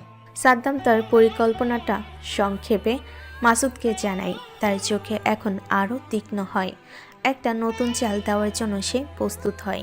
তারা দুজনেই কথা বলছে, এমন সময় অন্য দিক থেকে তার একটা দামি গাড়ি কবরের দিকে আসে। গাড়ি থেকে নামে খালিদ। তার পরনে একটা সাধারণ শার্ট আর জিন্স, মুখে হাসি। সে এখন আর মাফিয়া গ্যাংয়ের অংশ নয়। সে নিজেকে অবসরপ্রাপ্ত ঘোষণা করেছে। এখন সে একজন সাধারণ মানুষ হিসেবেই জীবনযাপন করে। খালিদ ধীর পায়ে এগিয়ে আসে, হাতে একটা সুন্দর ফুলের তোড়া। সে তোড়াটা করিমের বুকের প্রতি মুচকি হাসে। তার সেই হাসিতে একটা রহস্যময় ইঙ্গিত লুকিয়ে থাকে। তারপর সে সাদ্দামের দিকে তাকিয়ে বলে, সাদ্দাম, কি চিন্তা হচ্ছে নাকি? দুটো ছেলে এসেছিল আমার কাছে, কথা বলে জানতে পারি ওরা মাফিয়া হতে চায়। ওদের চোখে আমি ধ্বংসের প্রতি একটা টান দেখেছি, যেমনটা যৌবন বয়সে আমাদেরও ছিল। খালিদের কথাই সাদ্দামের চোখে আগুন জ্বলে ওঠে। তার রক্ত যেন মুহূর্তে গরম হয়ে যায়। খালিদ একটু থেমে আবার বলে, ছেলে দুটো মুখোশ পরা ছিল। আমার পরিবারকে ধরে নিয়ে আমার কাছ থেকে তোমাদের ইনফরমেশন চেয়েছিল। যতটুকু জানি সব তথ্য আমি ওদেরকে দিই। সাদ্দাম যেন নিজের কানকে বিশ্বাস করতে পারছে না। সাদ্দাম ক্রোধে ফেটে পড়ে, কাটা ঘায়ে নুনের ছিটা দিতে আসিস মদর। সাদ্দামের মুখের ভাষা এখন আর শালীনতার ধার ধারে না। সে খালিদের দিকে এমনভাবে তাকায় যেন সে এখনই তাকে শেষ করে দেবে। রিল্যাক্স ব্রো, আমাদের বয়স তো প্রায় 50 এখন। এটা খেলা উপভোগ করার বয়স, আমি সেটাই উপভোগ করব। নতুন দুটো খেলোয়াড় এসেছে মাফিয়া জগতে, দেখি তারা কি করে। খালিদ খুব শান্তভাবে উত্তর দেয়। তার চোখে একটা শীতল হাসি ফুটে ওঠে। সে এখন যেন দূর থেকে দুটো বাঘের লড়াই দেখছে। তোকে আমি মেরে ফেলবো খালিদ, তোকে আমি ছাড়বো না। তুই জানিস না কি করেছিস। সাদ্দামের কণ্ঠস্বর এখন কাঁপে। ক্রোধে তার শরীর থরথর করে। খালিদ একটু জোরে না হেসে শুধুমাত্র মাথা ঝাঁকিয়ে মুচকি হাসে। তারপর সে ধীর পায়ে আবার গাড়ির দিকে হেঁটে যায়। তার চলে যাওয়ার ভঙ্গিতে কোনো ভয় বা অনুশোচনা নেই। সে যেন তার জীবনের সবচেয়ে বড় টিকটা দেখিয়ে হাসি মুখে সরে যায়। সাদ্দাম আর এমপি খালিদের চলে যাওয়ার দিকে স্থির চোখে তাকিয়ে থাকে। কবরের চারপাশের পরিবেশ আবার থমকে যায়। সাদ্দামের চোখে এখন শুধু প্রতিশোধের আগুন। এই খেলাটা কেবল শুরু হয়েছে যেন। আজকের মতো ক্লাস শেষ হয়, সবে বের হয়ে যাচ্ছে। ইদি তার ব্যাগ গুছিয়ে নিচ্ছে। হঠাৎ ইহান তার সামনে এসে দাঁড়ায়। ইদি চমকে তাকায়। কি ব্যাপার, ভয় পেয়েছো? না, আমি ভয় পাইনি। তুমি কি চাও? কাল তোমাকে মেহের বিরক্ত করছিল, আমি তোমাকে বাঁচালাম। এখন আমার তোমার কাছে একটা কৃতজ্ঞতা পাওনা আছে। ইদি একটু রেগে যায়। সে বলে, দেখো, আমি তোমার কাছে কৃতজ্ঞ, কিন্তু তুমি আমার কাছে কিছু চাইতে পারো না। তুমি যা করেছো সেটা একজন মানুষের উচিত ছিল করার। ঠিক বলেছ, কিন্তু এই শহরে ভালো মানুষ হয়ে বেঁচে থাকা কঠিন। যাক, আমি শুধু বলতে চাইছিলাম তুমি সাবধানে থেকো। মেহের তোমাকে ছাড়বে না, সে তোমাকে পেতে চায়। আমি জানি, কিন্তু আমি তার কাছে যাব না। আমি কখনো এরকম নোংরা মানুষের কাছে যাব না, কখনো না। ইহান ইদির দিকে তাকায়। তার চোখে একটা নরম ভাব আসে। সে বলে, তুমি ভালো মেয়ে। তোমার মতো মেয়ে এই নোংরা শহরে খুব কম দেখা যায়। নিজেকে সামলে রেখো, না হলে বড় বিপদ হতে পারে। ইহান কথাটা বলে চলে যায়। ইদি দাঁড়িয়ে থাকে। তার মনে একটা অদ্ভুত অনুভূতি জাগে। সে ইহানের চলে যাওয়ার দিকে তাকিয়ে আছে। ওদিকে ভার্সিটি ক্যাফেটেরিয়াতে জিয়ান একা বসে চা খাচ্ছে। হঠাৎ যারা তার সামনে এসে দাঁড়ায়। জিয়ান তাকায় সেদিকে। জিয়ান বলে, কি তুমি আবার এখানে? হ্যাঁ, আমি আবার। গতকাল তুমি আমাকে অপমান করেছো, আমি সেটা বলিনি, ফেরত দিতে এলাম। জিয়ান হাসে। সে চায়ে চুমুক দেয়। যারা জিয়ানের অ্যাটিটিউড এনজয় করে। জিয়ান বলে, অপমান ফেরত? আমি তো সত্যি বলেছিলাম। তুমি এরকম পোশাকে এলে ছেলেরা তোমাকে দেখবেই। এটা তোমার নিজের দোষ। নিজেকে আগে গুছিয়ে রাখা শিখতে হয় মিস। যারা রেগে যায় সে টেবিলে হাত বাড়ি মারে। তারপর বলে, তুমি কি আমাকে বলবে আমি কি পরবো না পরবো? আমি যা খুশি পরবো, এটা আমার স্বাধীনতা। জিয়ান উঠে দাঁড়ায়। সে যারার দিকে তাকিয়ে হেসে বলে, স্বাধীনতা? হ্যাঁ, তুমি স্বাধীন, কিন্তু স্বাধীনতার একটা সীমা আছে। সেটা বোঝো না তুমি? যাক, আমার সাথে তর্ক করে লাভ নেই। তুমি এমপি মাসুদের বউ, তোমার বাবার ক্ষমতা আছে, তুমি যা খুশি করতে পারো। যারা চমকে যায়। তার বাবার পরিচয় জানলো কিভাবে? জানো আমি কে? হ্যাঁ, আমি জানি। এই শহরে সবাই জানে এমপি মাসুদের মেয়েকে। তোমার বাবা এই শহরে সবচেয়ে বড় নাম। কিন্তু তাতে কি, তুমি তো তোমার বাবার মতো না। তুমি একটা সাধারণ মেয়ে যে শুধু দামি জিনিস পরে আর মডার্ন হওয়ার চেষ্টা করে। যারা রেগে জিয়ানের গালে চর মারতে যায়, কিন্তু জিয়ান তার হাত ধরে ফেলে। তারপর বলে, আমাকে মারতে এসো না। আমি তোমার মতো নরম না, আমি তোমাকে মেরেও ফেলতে পারি। যারা ভয় পায়। জিয়ান তার হাত ছেড়ে দেয়। জিয়ান চলে যায়। যারা দাঁড়িয়ে থাকে। তার চোখে জল চলে আসে, কিন্তু সে কাঁদে না। সে রেগে গেছে। এই ছেলেটা আমাকে অপমান করলো, আমি তাকে দেখে নেব, আমি তোকে শেষ করে দেব। রাত 11টা বাজে। এমপি মাসুদের বাড়িতে অনেকে বসে আছে। তার বিশাল বাড়ি, চারপাশে পাহারাও বেশ। মাসুদ তার হোম অফিসে বসে আছে। তার সামনে সাদ্দাম কাকু দাঁড়িয়ে আছে। সাদ্দাম একজন ভয়ঙ্কর মানুষ। তার মুখে একটা ভয়ানক দাগ। তার চোখ ঠান্ডা ভাব, কিন্তু সেই ঠান্ডা চোখে মৃত্যু লুকিয়ে আছে। সাদ্দাম, রহিমকে যে খুন করেছে সে হলো ইহান ও জিয়ন, তাই মানে তুমিই তো বলেছো। মাসুদ, ওরা দুজনেই কাজটা করেছে। পুলিশে কিছুই জানে না, কিন্তু আমার মনে হয় এরা অল্প বয়সে এই জগতে এসে খুব বুদ্ধি দিয়ে খেলছে। আর জানোই তো, এখানে নতুনদের অনেক সাপোর্ট করে। আন্ডারওয়ার্ল্ড সামলাতে হবে। রহিমকে খুব নিষ্ঠুরভাবে খুন করা হয়েছে। তার গলা কেটে ফেলা হয়েছে, তার চোখ তুলে ফেলা হয়েছে। ওরা অনেক পাগলামি করেছে, থামাতে হবে জলদি। একটা পারফেক্ট প্ল্যানিং দরকার। মাসুদ চিন্তিত হয়ে পড়ে। সে উঠে পায়চারি করে নেয়। তারপর সাদ্দামকে বলে, আমাদের শত্রু বাড়ছে। রহিম ছিল আমাদের লোক। সে থাকলে ঢাকার নর্থ সিটি আমাদের নিয়ন্ত্রণে ছিল। এখন সে আর নেই। আচ্ছা, আমি তাদের ডিটেলস চাই, পুরোটা চাই, যতটুকু লিক আছে সবটা। আমি খবর নিচ্ছি মাসুদ। যদি ওরা বেশি বাড়াবাড়ি করে ওপেনলি ওদেরকে আমি শেষ করে দেব। মাসুদ উঠে দাঁড়ায়, সে জানালার দিকে তাকায়, একটা সিগারেট ধরালো। এই শহর আমাদের, এখানে আমরা ছাড়া কেউ রাজত্ব করতে পারবে না। যে এটা করেছে তাদের সব ডিটেলস খুঁজে বের করো, আর তাদেরকে এমনভাবে শেষ করব যে সবাই ভয় পাবে। টেনশন করো না। সাদ্দাম চলে যায়। মাসুদ একা দাঁড়িয়ে থাকে, তার মনে একটা অস্থিরতা কাজ করে। এমন সময় যারা আসে রুমে, তার বাবাকে জড়িয়ে ধরে বলে, বাবা, ভার্সিটিতে একটা ছেলে আছে যে আমার সাথে ঝামেলা করে। ঝামেলা মানে কি? কে সে? নাম কি? সে কি তোমার পরিচয় জানে না? হ্যাঁ জানো, তবে ওর নাম জিয়ান, ভার্সিটিতে পকেটে হিসেবে পরিচিত। আচ্ছা, আমি দেখছি। না না, আমি দেখে নেবো এটা। পরের দিন সকালে ইহান আর জিসান একটা পুরনো বাড়িতে ঢুকছে। এটা তাদের নতুন আড্ডা। খালিদ তাদের এই জায়গাটা দিয়েছে। ভিতরে কিছু পুরনো ফার্নিচার আছে, একটা টেবিল, কয়েকটা চেয়ারও। দেওয়ালে একটা ম্যাপ লাগানো আছে। ইহান ম্যাপের দিকে তাকাচ্ছে। জিয়ান তার পাশে দাঁড়িয়ে আছে। ভাই, এবার কি করব? রহিমকে তো আমরা শেষ করে দিয়েছি। এখন আমাদের একটা গ্যাং তৈরি করতে হবে। আমাদের মানুষ দরকার, যারা আমাদের জন্য কাজ করবে, যারা মাসুদ আর সাদ্দামের বিরুদ্ধে লড়বে। কিন্তু কোথায় পাবো এরকম মানুষ? খালিদ বলেছে এই শহরে অনেক গরিব মানুষ আছে যারা মাসুদ আর সাদ্দামের অত্যাচারে অতিষ্ঠ। তাদের পরিবারের কাউকে না কাউকে সাদ্দাম আর মাসুদ মেরেছে, কাউকে লুট করেছে। তারা প্রতিশোধ নিতে চায়। আমরা তাদের একত্রিত করব, তাদের অস্ত্র দেব, তাদের প্রশিক্ষণ দেব। তারপর আমরা সাদ্দাম আর মাসুদের বিরুদ্ধে যুদ্ধ শুরু করব। জিয়ান হাসে। সে একটা সিগারেট ধরে, জানালার কাছে দাঁড়িয়ে হেসে বলে, তোর মাথায় ভালো পরিকল্পনা আছে ভাই, কিন্তু এটা সহজ হবে না। সাদ্দামের হাতে পুলিশ আছে, তার হাতে অনেক মানুষ আছে। আমি জানি, কিন্তু আমাদের হাতে আছে ক্ষোভ, আমাদের হাতে আছে প্রতিশোধের আগুন। এই আগুন দিয়ে আমরা সব কিছু পুড়িয়ে দিব। হঠাৎ দরজা খুলে যায়। ভিতরে খালিদ ঢোকে। তার সাথে তিনজন মানুষ। তারা দেখতে খুবই সাধারণ। তাদের পোশাক পুরনো, কিন্তু তাদের চোখে একটা ক্রোধ দেখা যায়।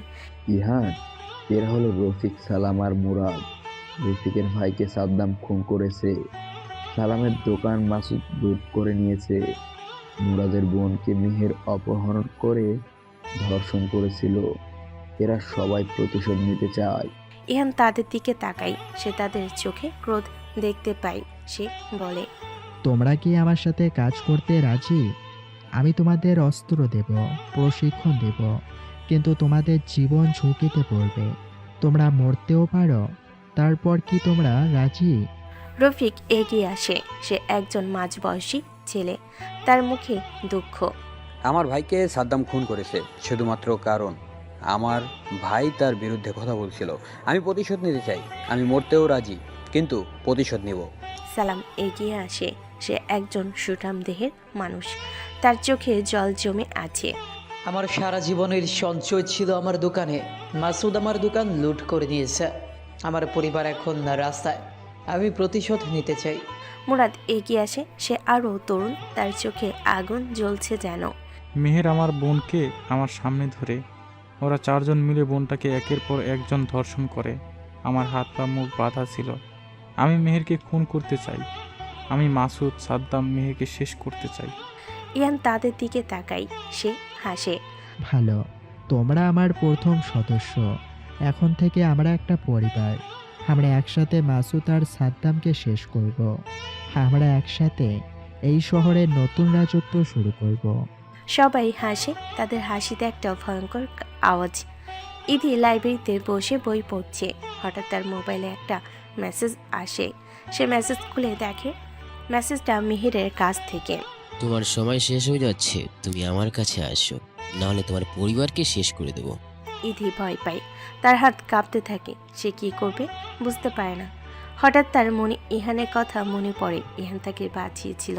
হয়তো ইহান তাকে সাহায্য করতে পারবে, কিন্তু ইহানকে তাকে সাহায্য করবে? সে তো একজন বখাটে ছেলে। তবুও ইদি ইহানকে খুঁজতে বের হয়। ইদি ভার্সিটির বিভিন্ন জায়গায় খোঁজে। অবশেষে সে ক্যাফেটেরিয়ার বাইরে ইহানকে দেখতে পায়। ইহান একা দাঁড়িয়ে সিগারেট খাচ্ছে। ইদি তার কাছে যায়। ইহান, আমার তোমার সাথে কথা আছে। ইহান তাকায়, সে সিগারেট ফেলে দেয়। কি কথা? মেহের আমাকে আবার হুমকি দিয়েছে।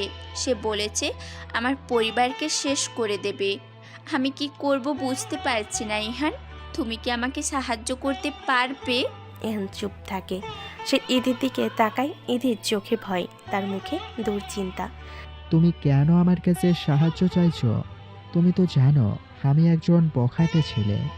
আমি জানি না তুমি কেমন, কিন্তু তুমি আমাকে একবার বাঁচিয়েছো। হয়তো তুমি আবার বাঁচাতে পারবে। আমার আর কেউ নেই। আমার বাবা একজন সাধারণ শিক্ষক। সে মেহেরের বিরুদ্ধে কিচ্ছু করতে পারবে না। ইয়ান একটু ভাবি, তারপর সে বলে, ঠিক আছে, আমি তোমাকে সাহায্য করব, কিন্তু তোমাকে আমার একটা কথা মানতে হবে। তুমি আমাকে বিশ্বাস করবে। আমি যা বলবো তুমি তাই করবে। আমি মানব, তুমি শুধু আমার পরিবারকে রক্ষা করো, প্লিজ। ইহান হাসে। ইদি অবাক হয়, ইহান কেন বারবার তার প্রতি হাসি দেবে। চিন্তা করো না, মেহের তোমার পরিবারের ক্ষতি করতে পারবে না, আমি দেখব। ইদি একটু স্বস্তি পায়। সে ইহানকে ধন্যবাদ দিয়ে চলে যায়। ইহান দাঁড়িয়ে থাকে, তার মনে একটা পরিকল্পনা আসছে। রাত হয়েছে, মেয়ে তার রুমে বসে আছে, তার সামনে একটা মদের বোতল। সে মদ খাচ্ছে। হঠাৎ তার মোবাইল বাজে, সে ফোন তুলে। হ্যালো। মেহের, তোর একটা খবর দেওয়ার আছে। কে তুই? কি খবর? তোকে খুন করা হবে আজ রাতে। তোর বাড়িতে কেউ আসবে, তুই সাবধান থাক। ফোন কেটে যায়। মেহের চমকে যায়, সে ভয় পায়। সে তার বাবার কাছে দৌড়ে আসে। মাসুদ তার অফিসে বসে আছে। মেহের ঢোকে।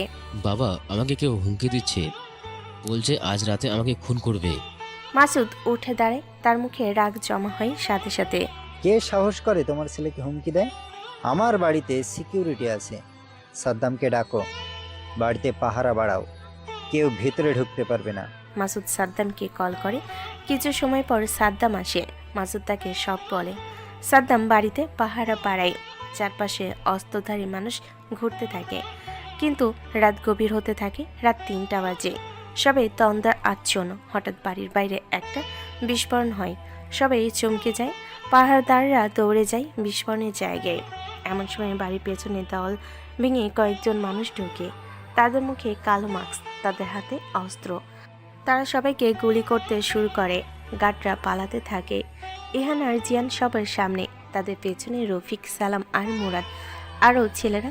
তারা দ্রুত বাড়ির ভিতর ঢোকে। মাসুদ আর মিহির লুকিয়ে আছে একটা রুমে। সাদ্দাম তাদের সামনে দাঁড়িয়ে আছে, তার হাতে বন্দুক। কে তোরা? কিভাবে ঢুকলি এখানে? ইয়ান মাস্ক খুলে ফেলল, তার মুখে একটা ভয়ঙ্কর হাসি দেখা যায়। কি সাদ্দাম মিয়া, চিনতে পারলে? আমি ইহান। আমি এসেছি তোদের শেষ করতে। জানি তোরা ছাড়া এই দুঃসাহস কেউ দেখাবে না।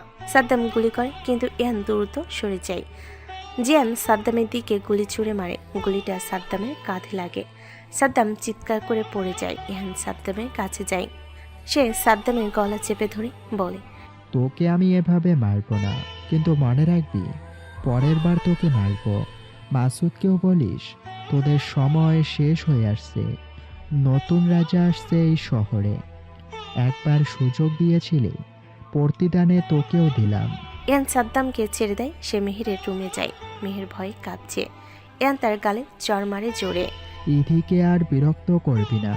তাকে বা তার পরিবারকে কিছু বললে তোকে খুন করে ফেলবো। মনে রাখিস, এটা ড্যামো ছিল। ভালোভাবে শোন, যে ছেলে মন্ত্রীর বাড়িতে হামলা করতে পারে, সেই ছেলে ওপেন তোকে গুলিও করতে পারবে। ইয়ান আর তার লোকেরা বাড়ি থেকে বের হয়ে যায়। মাসুদ বের হয়। সে দেখে তার বাড়ি তছনছ হয়ে আছে। সাদ্দাম আহত হয়েছে। মেয়ের ভয়ে কাঁপছে। মাসুদ রেগে চিৎকার করে বলে, কে ইহান আর জিয়ান? জিয়ান, 1 মিনিট, যারার সাথে ওর ঝামেলা আছে। সাদ্দাম ভাই কি বুঝলা? তবে ইহানের সব কিছু খুঁজে বের করো, তাকে আমি জীবন্ত পুড়িয়ে মারবো। 2 দিন পর ভার্সিটিতে একটা বড় খবর ছড়িয়ে পড়ে। এমপি মাসুদের বাড়িতে আক্রমণ হয়েছে। কেউ জানে না কে আক্রমণ করেছে। পুলিশ তদন্ত শুরু করেছে, কিন্তু মাসুদ পুলিশকে কিছু বলেনি। সে জানে এটা আন্ডারওয়ার্ল্ডের খেলা। ইদি ভার্সিটিতে আসে। সে ইহানকে খুঁজছে। অবশেষে সে ইহানকে দেখতে পায়। ইহান ক্লাসের বাইরে দাঁড়িয়ে আছে। ইদি তার কাছে যায়। ইহান, তুমি কি করেছো? মেহের আমাকে আর কিচ্ছু বলেনি, সে আমাকে দেখলেও পালিয়ে যাচ্ছে। ইহান হাসে, হেসে বলে, আমি তোমাকে বলেছিলাম আমি তোমাকে রক্ষা করব। আমি আমার কথা রেখেছি। কিন্তু তুমি কি করেছো? সেটা তোমার জানার দরকার নেই। শুধু জানো যে তুমি এখন নিরাপদ। মেহের তোমাকে আর বিরক্ত করবে না। ইদি ইহানের দিকে তাকাই, তার মনে একটা অদ্ভুত অনুভূতি জাগে। ওদিকে সাদ্দাম হাতে পিস্তল নিয়ে বসে আছে, ওর সামনে লোকেরা দাঁড়িয়ে। ইহান আর জিয়ানকে সে শেষ করবে।